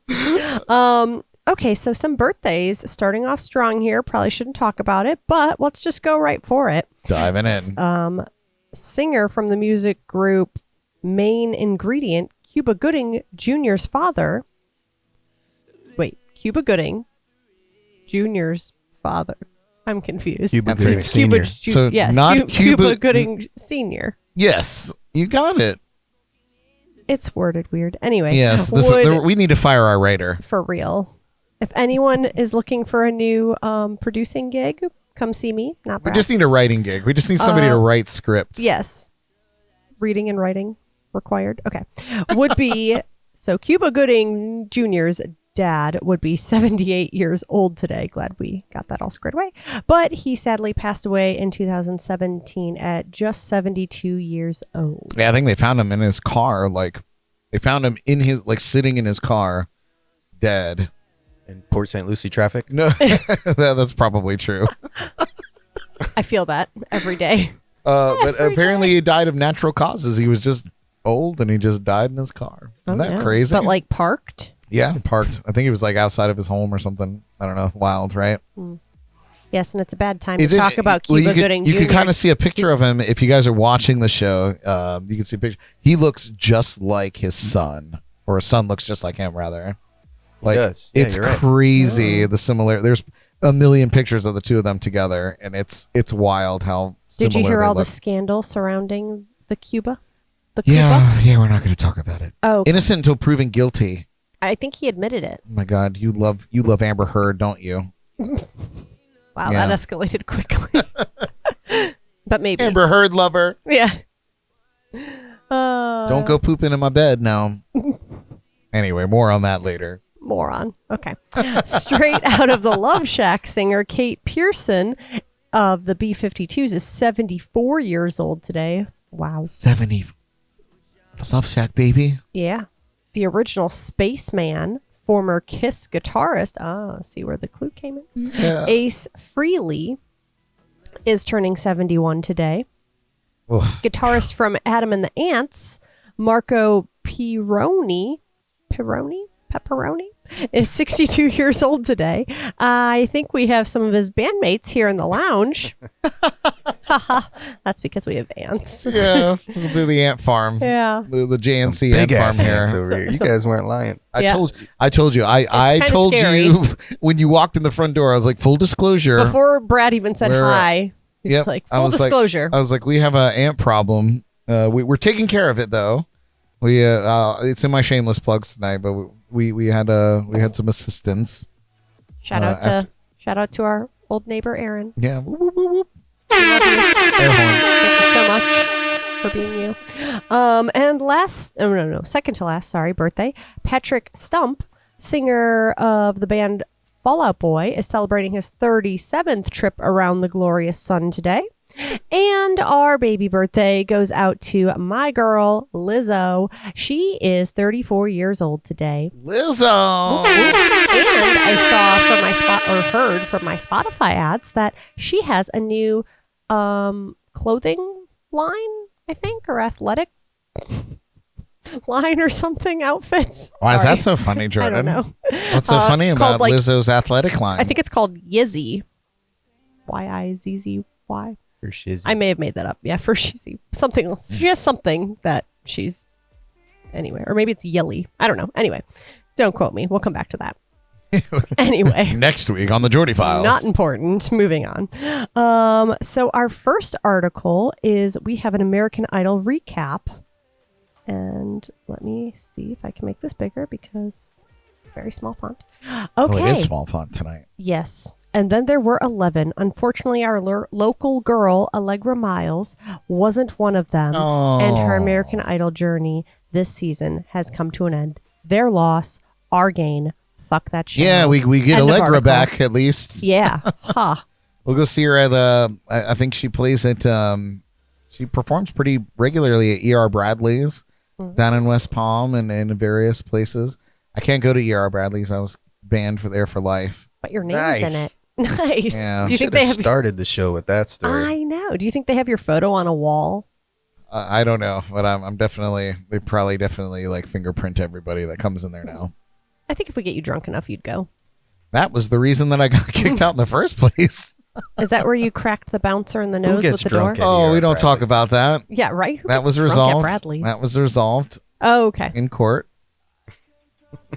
Moving right along. Anyway, yeah, so the search for the next American Idol continued Sunday night as the top 14 dwindled down to the top 11. And I love when Jordan paraphrases.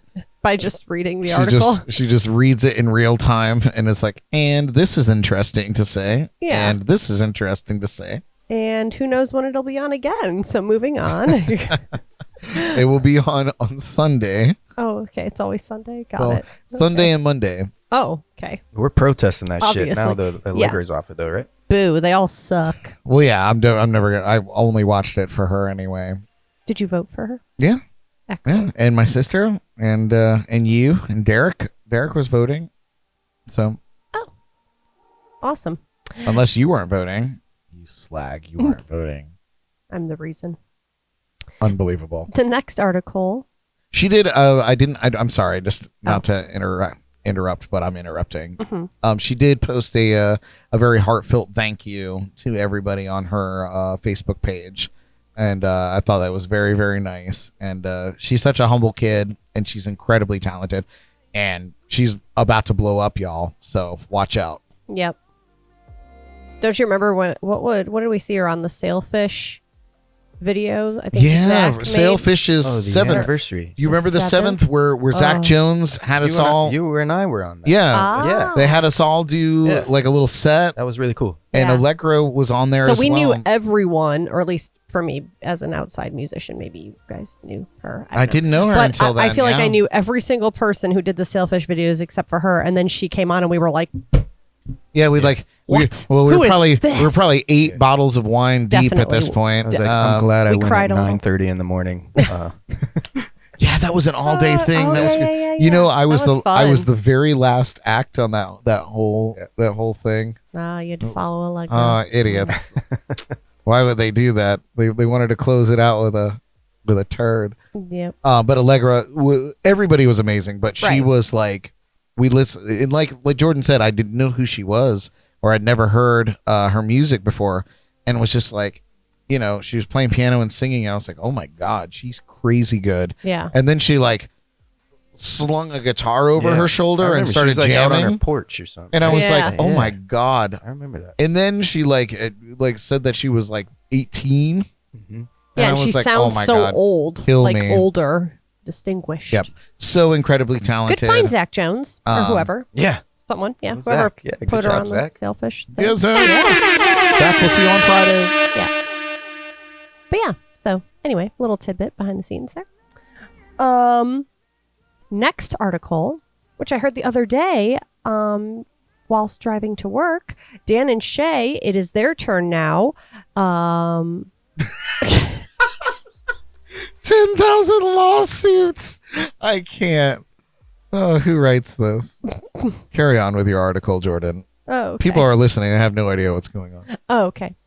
Dan and Shay and Justin Bieber are facing a copyright infringement lawsuit over 10,000 hours. Surprise, surprise. Surprise, it is their turn. Dan and Shay and Justin Bieber's hit duet 10,000 Hours became the subject of a copyright infringement lawsuit this week. Dun, dun, dun. Sorry. You got to cue me in, mate. Yes, well, that was it. So I guess, what's their silly name? Sound Gems? No? I don't know. Who are you talking about? The artist? Yeah, No. The I don't know. Geez, I listened to the record, or to both of them together, and So I guess the song's called "The First Time Baby Is a Holiday." yeah. Okay. Great song, by the way. I heard it they played it on the radio, both of them, and I can see again the similarities. But I don't think there's any possible way. do you have that- them queued up? I don't. Ugh. I don't. I know. to put a very quick context to everything today, Saturday, I came home and found out that my internet line had been severed by our neighbors putting in a fence, not through no fault of their own. The line was buried on their property on accident. And so it just got restored on Tuesday, which was yesterday afternoon at about 4 p.m. So I literally crammed for this entire podcast. In that time we're prepped. So I didn't have time to do all the sound bites and everything that I wanted to do. I did want to put this together. But you guys can, I will post the links to each of them on the Forever link, and you can go listen for yourself. I don't personally think, like, I could hear the similarities, like you said, Jordan, but I don't think that they're so similar that it's like blatant copyright. Like, the melody is similar, but like, I don't even think the guitar lick in the beginning is even remotely the same. And the tempo is different. It's a very different, certainly less alike than some of the other lawsuit things that we talked about. To revisit Quiet Riot.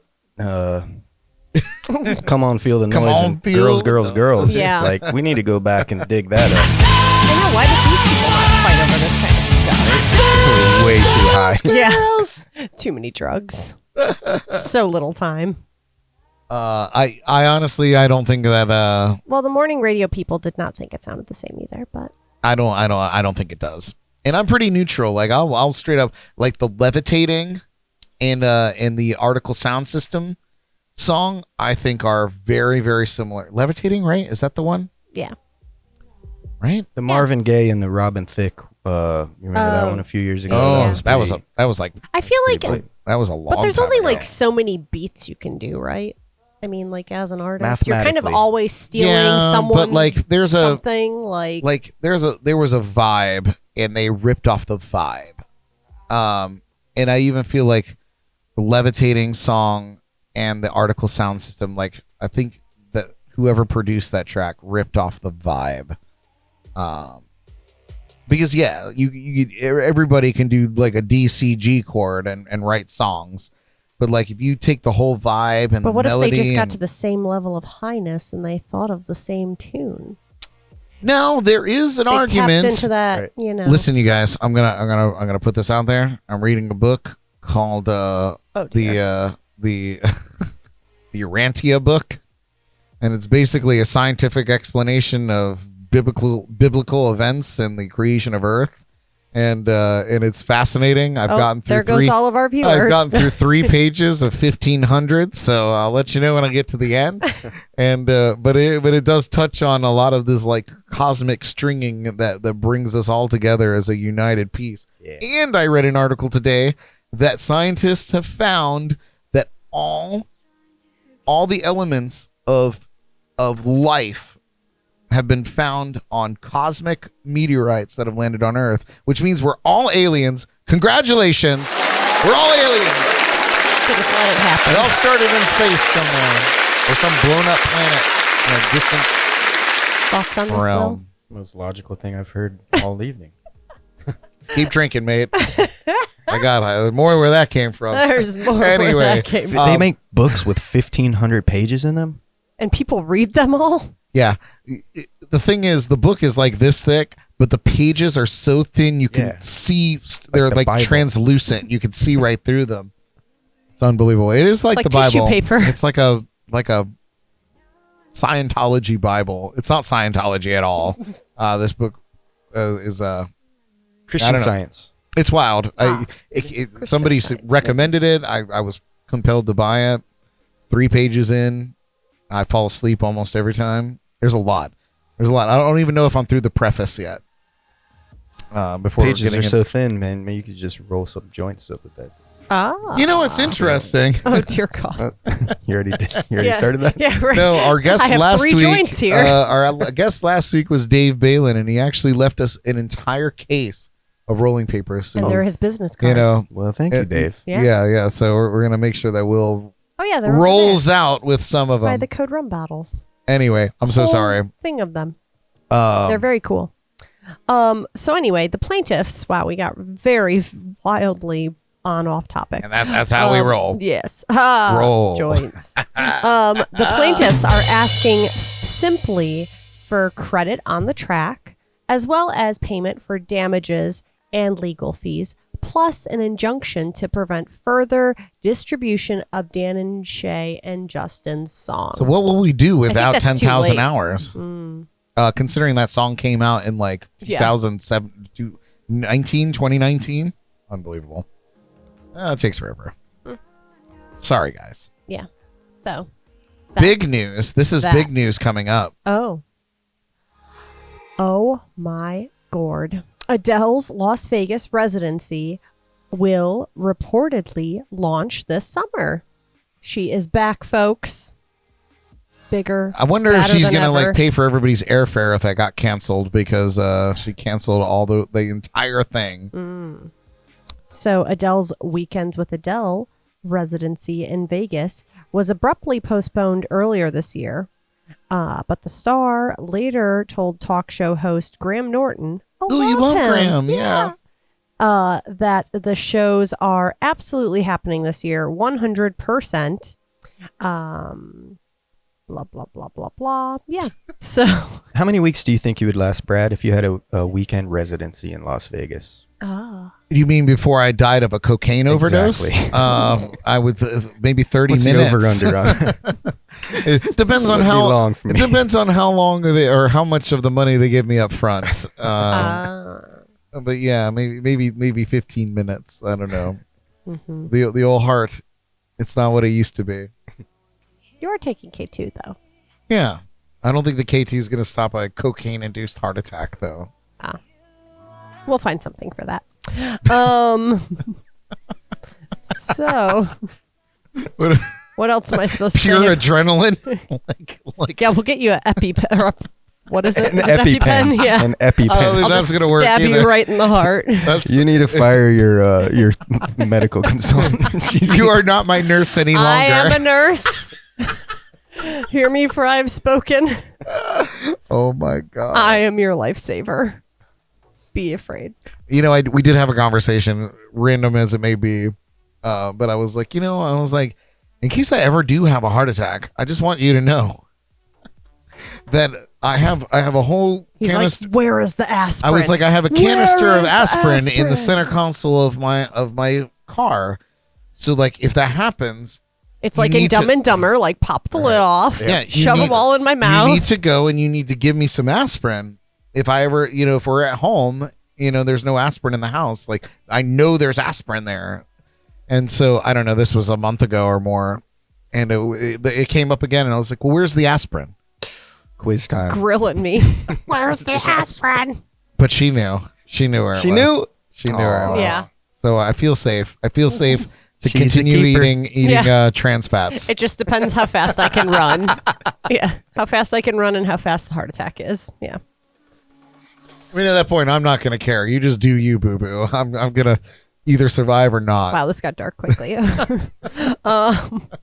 So she plans to launch the residency at the end of July or early August, which would work as there's currently a 10-week gap between residencies by other artists at the Coliseum at Caesar's Palace, the venue for Adele's show. In addition, Adele has reportedly brought in a whole new creative team to redesign the show, so it'll be a fresh new surprise. So we'll never get to see what the old show was going to be? Isn't that just a great disappointment? Or was there an old show? Anyway, Danny, just going back, I'm just looking at the comments there. She says, hopes nobody in the reggaeton genre sues for copyright infringements. That's a good point. And I think that's funny. That's a good point. Like, I think they all have a common understanding that that's the beat. So Yeah, that's maybe. that's the tone. I that's feel the like this beat. only exists in pop music. True. Anyway. True. So it says fans worldwide who are still holding their original tickets are eagerly awaiting news of the show so they can make their summer plans. So Let's make our summer plans around Adele. more to be announced. It seems solid. I love Adele, though. I'd love to see that show. I'm not going to pay $15,000 for a ticket, though. But Yeah, no, that's realistic. Yeah, Yeah, I think the cheapest ones. I thought there were more than that. Maybe it was 15. it was wild. It was wild what the tickets were for It was that. definitely like people were selling. You'd have to sell a liver, kidney, firstborn child, something. Something's going to go. God. Yeah, you can't take yeah. everything with you. I guess. But anyway, so that's That's it. that. Yeah. That's the Jordy file. Thank you. It's always a unique experience here. All right. We're gonna take one more quick break, and then we're gonna come back with our shameless plugs, and then we're gonna get the fuck out of here. So hang on to your butts. This is an interesting one. If you guys watch our social media at all, you would see that Jimmy Buffett actually endorsed tonight's show. What? I know, isn't that crazy? And now here's a song from J Buff himself. Enjoy. We'll be right back.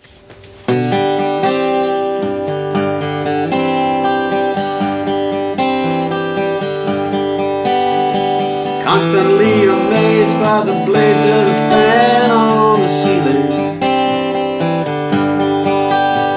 Those clever little glances she gives can't help but be appealing. She loves to ride into town with the top down, feel that warm breeze on her gentle skin. She is my next of kin. There was only one child at this time. I see a little more of me every day. I catch a little more mustache turning gray. Your mother's still the only other woman for me. Little Miss Magic, what you gonna be? Sometimes I catch her dreaming and wonder where that little mind meanders. Is she strolling along the shore, or cruising o'er the broad savannas? I know someday she's gonna make her own runs. One day she'll maybe learn how to fly. Oh, that I can. And I catch a little more dialogue coming my way. I see those big brown eyes just started looking astray. Your mother's still the only other woman for me. Little Miss Magic, what you gonna be?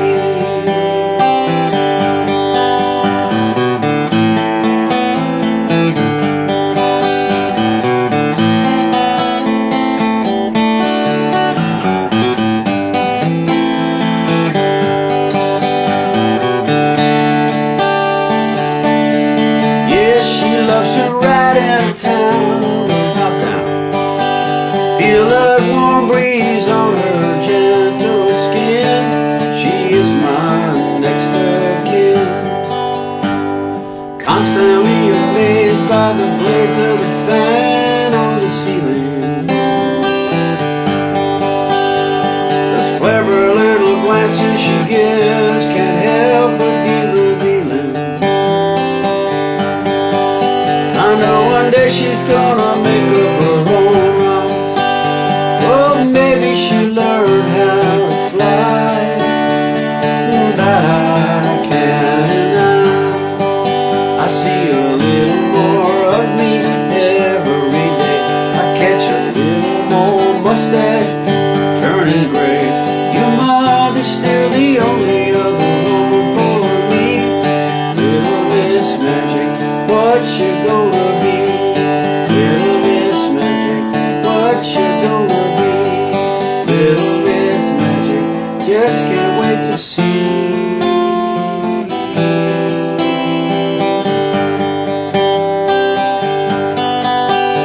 It's raining, it's pouring, your old man is snoring.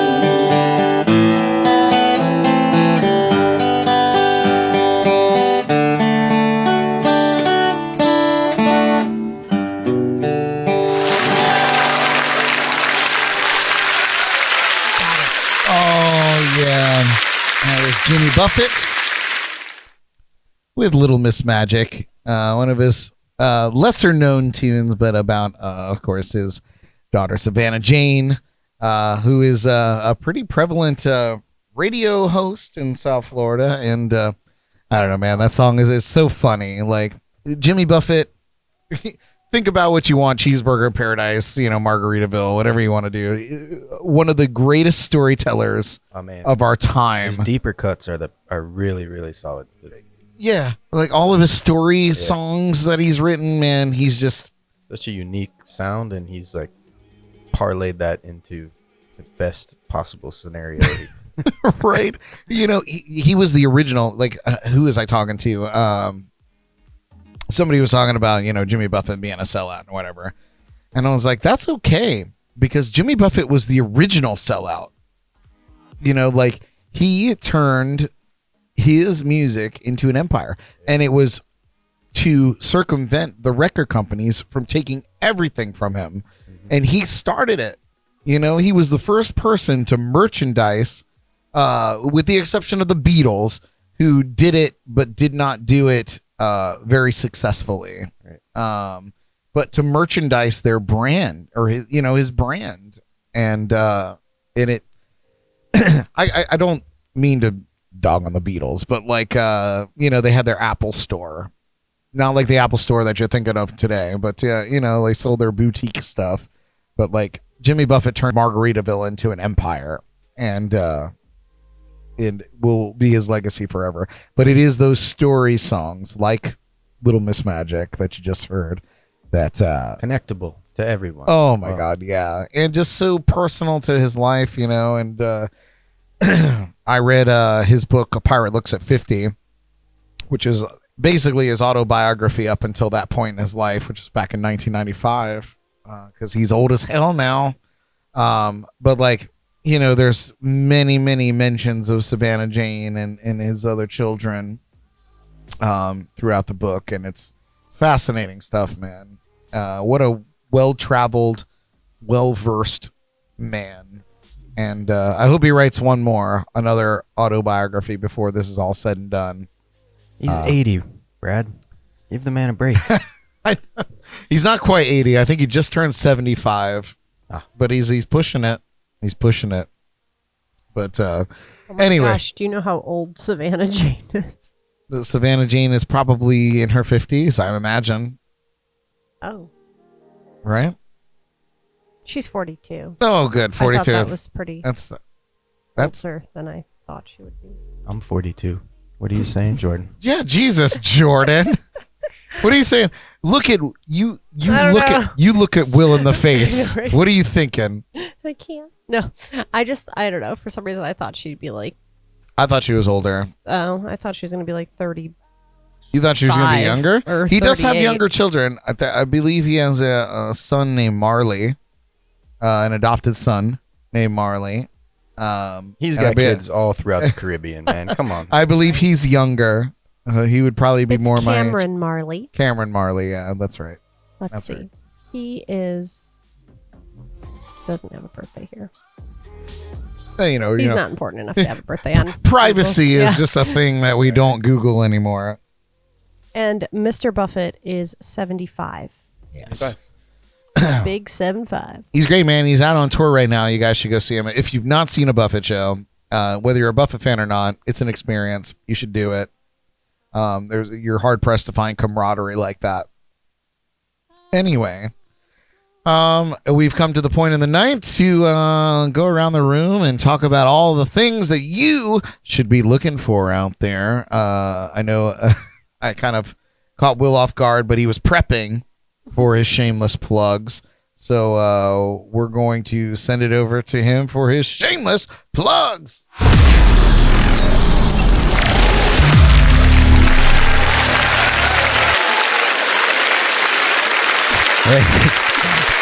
Thanks for the opportunity. Wanted to talk real quick today about the Treasure Coast Wine and Ale Trail, which is a really cool thing here on the Treasure Coast. It's made up of several breweries, one winery, and one particular cidery. Variety. Can only imagine which From one that Stuart would be. to Sebastian, and it's a really cool organization that brings tourism to the Treasure Coast. And it's also, even more than that, it's a really cool organization that connects the local breweries here on the Treasure Coast. Everybody works together. And so if you haven't heard of the Treasure Coast Wine and Ale Trail, throw it up in the old Google search and go to your local brewery, grab a map, complete it, get some prizes. Now, this is going to be something that is going to be like on a little stand, and they'll be able to. Actually, what's the deal with that? Yeah, so it was an actual physical map that you would go and you get stamped, but we had a meeting on it today, and it's just all gone digital. So it's even easier to access now. So check that out whenever you get a chance and support it. It's a really, really cool thing on the Treasure Coast. Is it an app that somebody can download, or a website that they go to and register, or is it worse than that? So I'm not sure if it's an app. I know that they used a term called geo-tracking in the meeting today. Oh, weird term. I just learned. I didn't know you were going to question me on it. No, it's okay. Yeah. Well, I'm going to find out anyway, and I'll put a link to whatever it's going to be. Yeah, so it used to be a physical map that you get up and you get stamped at each location. Now it just sort of uses your location based on your activity on your device, and you check in that way. Nice. What is that called one more time? The Treasure Coast Wine and Ale Trail. You don't have to wait for me to keep writing. All right. I write like shit. What else?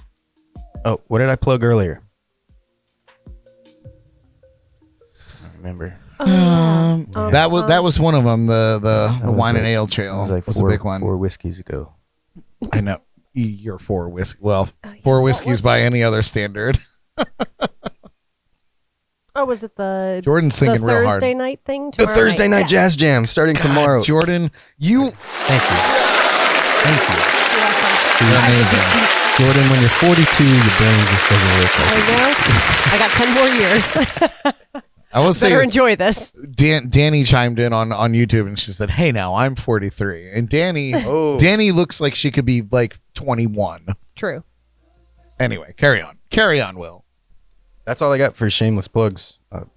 Oh yeah, Jazz Jam yeah. on Thursday, and this is going to be recurring on Thursdays. Every Thursday, weather permitting, so it's outside. But yeah, bring your instrument, bring your jazz instrument, and if you participate, your first cider's on us. And we're just trying to have a good time and make the best of our current situation. That's it. Very cool. Yeah. I do have a question. I know that Johnny was there this past Sunday doing Sunday service. I'm glad you brought that up. Inside. Is that going to be something that persists, or was that just for the event that you guys had this past weekend? So we've left that up to Johnny. Johnny has essentially built this venue, man. He's been doing Sundays since day one, and so as of right now, we can only have him inside, and he's welcome to do that as long as he wants. Hopefully soon we will be able to put him back outside, but as of right now, we anticipate him being there every Sunday. It's not the greatest setup inside, but it still is Johnny, man. He brings, just having him on the property brings a certain vibe, and he's just one of the coolest guys I know. He is enigmatic. He just exudes like love, man. He's a really cool guy. Cool. Well, cool. I'm sure that you'll post whether or not that's going to persist or not. Awesome. Any shameless plugs from the Jordan? I do. I have 2. Holy shit. I know. Shameless plugs from I Jordan. know. We love it. So, one is actually about Pierced Cider. Weird. I know. Weird. So, I'm going to plug on Monday nights at Pierced Cider. You can go if you've ever been interested in yoga. It was my first time at yoga ever, and my first time at Pierced Cider a couple months ago. Amazing. With an instructor, you can be, beginner, advanced, whatever, does not matter. All walks of life are there. And get your yoga on for an hour, and it's Monday nights. It is $5, and it is at 6:15 till 7:15. And you get a snazzy coupon for half off your first cider. That's right. And so it's basically free. And Margie is amazing. So Yes. go check that out. She is the most adorable thing you've ever seen. So, and a great teacher. So I felt very comfortable doing yoga, and I don't work out. So, so go try that out because it is super, super fun. And then my other shameless plug is I recently started a new endeavor and making beauty supplements. Well, not me personally, but our company does. So if you are looking for any kind of multivitamin, we make a little super green in the morning, like a meal substitute type of thing. We have a bunch of different things. We just came out with a shampoo, conditioner, and a serum if you need some hair growth. Don't you look at me, you son of a bitch. And anything like that. But it's the truth. Do you guys have EpiPens? Oh, I'm going to suggest that. Need an adrenaline pen. Yes, stuff to help your skin, like blemishes, hydration, acne, yada yada. So come see me. I am up to snuff on all the goody goods, so we get you taken care of. Thanks. Nice. Sorry to in your ear. Oh, I love It it. was probably loud. It was loud. Okay. But it's so Apologies. good. Yes. Nice. Thank you. Oh, good. Yes. All I'm right. participating. Look at finally. Finally. I love it. First shameless plug of the night. Go to Natalie's. Get your Natalie's orange juice Or great value. or great value. Or Publix. Yeah, just- No. Don't get Publix either. No. Thank That you was so terrible, much. Brad. Thank you. Thank you so much to everybody tuning in live tonight, or catching the show later on your favorite podcast platform, or watching on our free Jams and Cocktails Roku channel. So go check that out. Let that really sink in, folks. Yes. Free. It's absolutely free. If you have a Roku stick or Roku TV, you can go get the Jams and Cocktails Roku channel. You put it on there. You can watch all these episodes the day after. I will say the day after. For now, the day after we record them. But in the nearish future, you'll actually be able to tune in live with us there on your Roku TV. So we're just looking for some sponsorship for that. That would be great. But it's a lot. So if you've got a lot to give, reach out to me. You got a lot to take. Please show us some love by following, subscribing, and rating our show. Love you, mean it. Shout out to our sponsors and partners at Code Rum, TCNightlife.com. That is Todd and Laura, whom we've been mentioning over and over again this evening. Coolest. TCNightlife.com, the most comprehensive entertainment calendar on the Treasure Coast here and beyond. They keep it up to date. They're great people, and they support us and local music and local venues endlessly. So we love you guys. Please go and check out tcnightlife.com. If you're looking for anything going on entertainment-wise on the Treasure Coast, you'll find it there. Where are we at? The Sneaky Tiki, Hop Life Brewing, which you may see us at on Friday night, hanging out with Sandman Sleeps. Treasure Coast Entertainment, Snorkel Corn Entertainment, Paul at the Drums and Rums podcast, and Ben and Hector at the 561 Music Podcast. Support our friends who support us and support local whenever you can. Speaking of Hop Life Brewing, we're going to be catching podcast alumni Sandman Sleeps this Friday, April 29th, in the year of our Lord 2022. If you're listening in the future, you missed it. At Hop Life Brewing in Port St. Lucie for their emo night. The doors are at 6 p.m. and it's free. Come and find us there and ask for a JNC koozie. We'll have them and we'll just literally hand it to you. If you say the Jordy Files, she'll just give you one. Or you got a koozie. Yeah, that too. All works. Catch one of my one-man band shows around town this weekend. You can find my dates at bradbrock.com. And shout out to our friend Aaron from Travis Pest Service, who is joining the assault on our ant farm here in the JNC Lounge. He actually treated our house and yard and actually educated me on some preventative things that we can do and set me up with some regular servicing. So check them out for all your pest control needs. Very excited to see what the future brings for that in here. And that actually does it for my shameless plug. I have a serious question on your shameless plugs. Okay. Will you be wearing heavy eyeliner to the emo night? The question is, will you be putting heavy eyeliner on my face? And where can I find Jinkos? Is the real question. Where can I find Jinkos? Is Hot Topic still around? I think my wife has an old pair or two. Oh. Is Hot Topic still a thing? Is it still in the mall? Do we still have malls? Yeah, right? Do people go to those? I don't know. Oh, they have an online store. They have an online presence. Nice. It's not quick enough. I have to be able to go and be my emo self. Right. Friday. That's 2 days. Friday. Yeah, it's not soon enough. I mean, maybe with Amazon Prime I can have something here immediately, but I don't think that's the case. Either way, I don't know. I mean, I believe that I will emo myself out in some way. I'll tell you what. If I don't get to see Sandman Sleeps really soon, man, I've been trying to get out to see those guys for a long time. What are you doing tomorrow night? Friday night. Oh yeah, Friday night. That's Friday. That's tomorrow. That's Friday night. Friday night. That's Friday night. I'm going to Hop Life.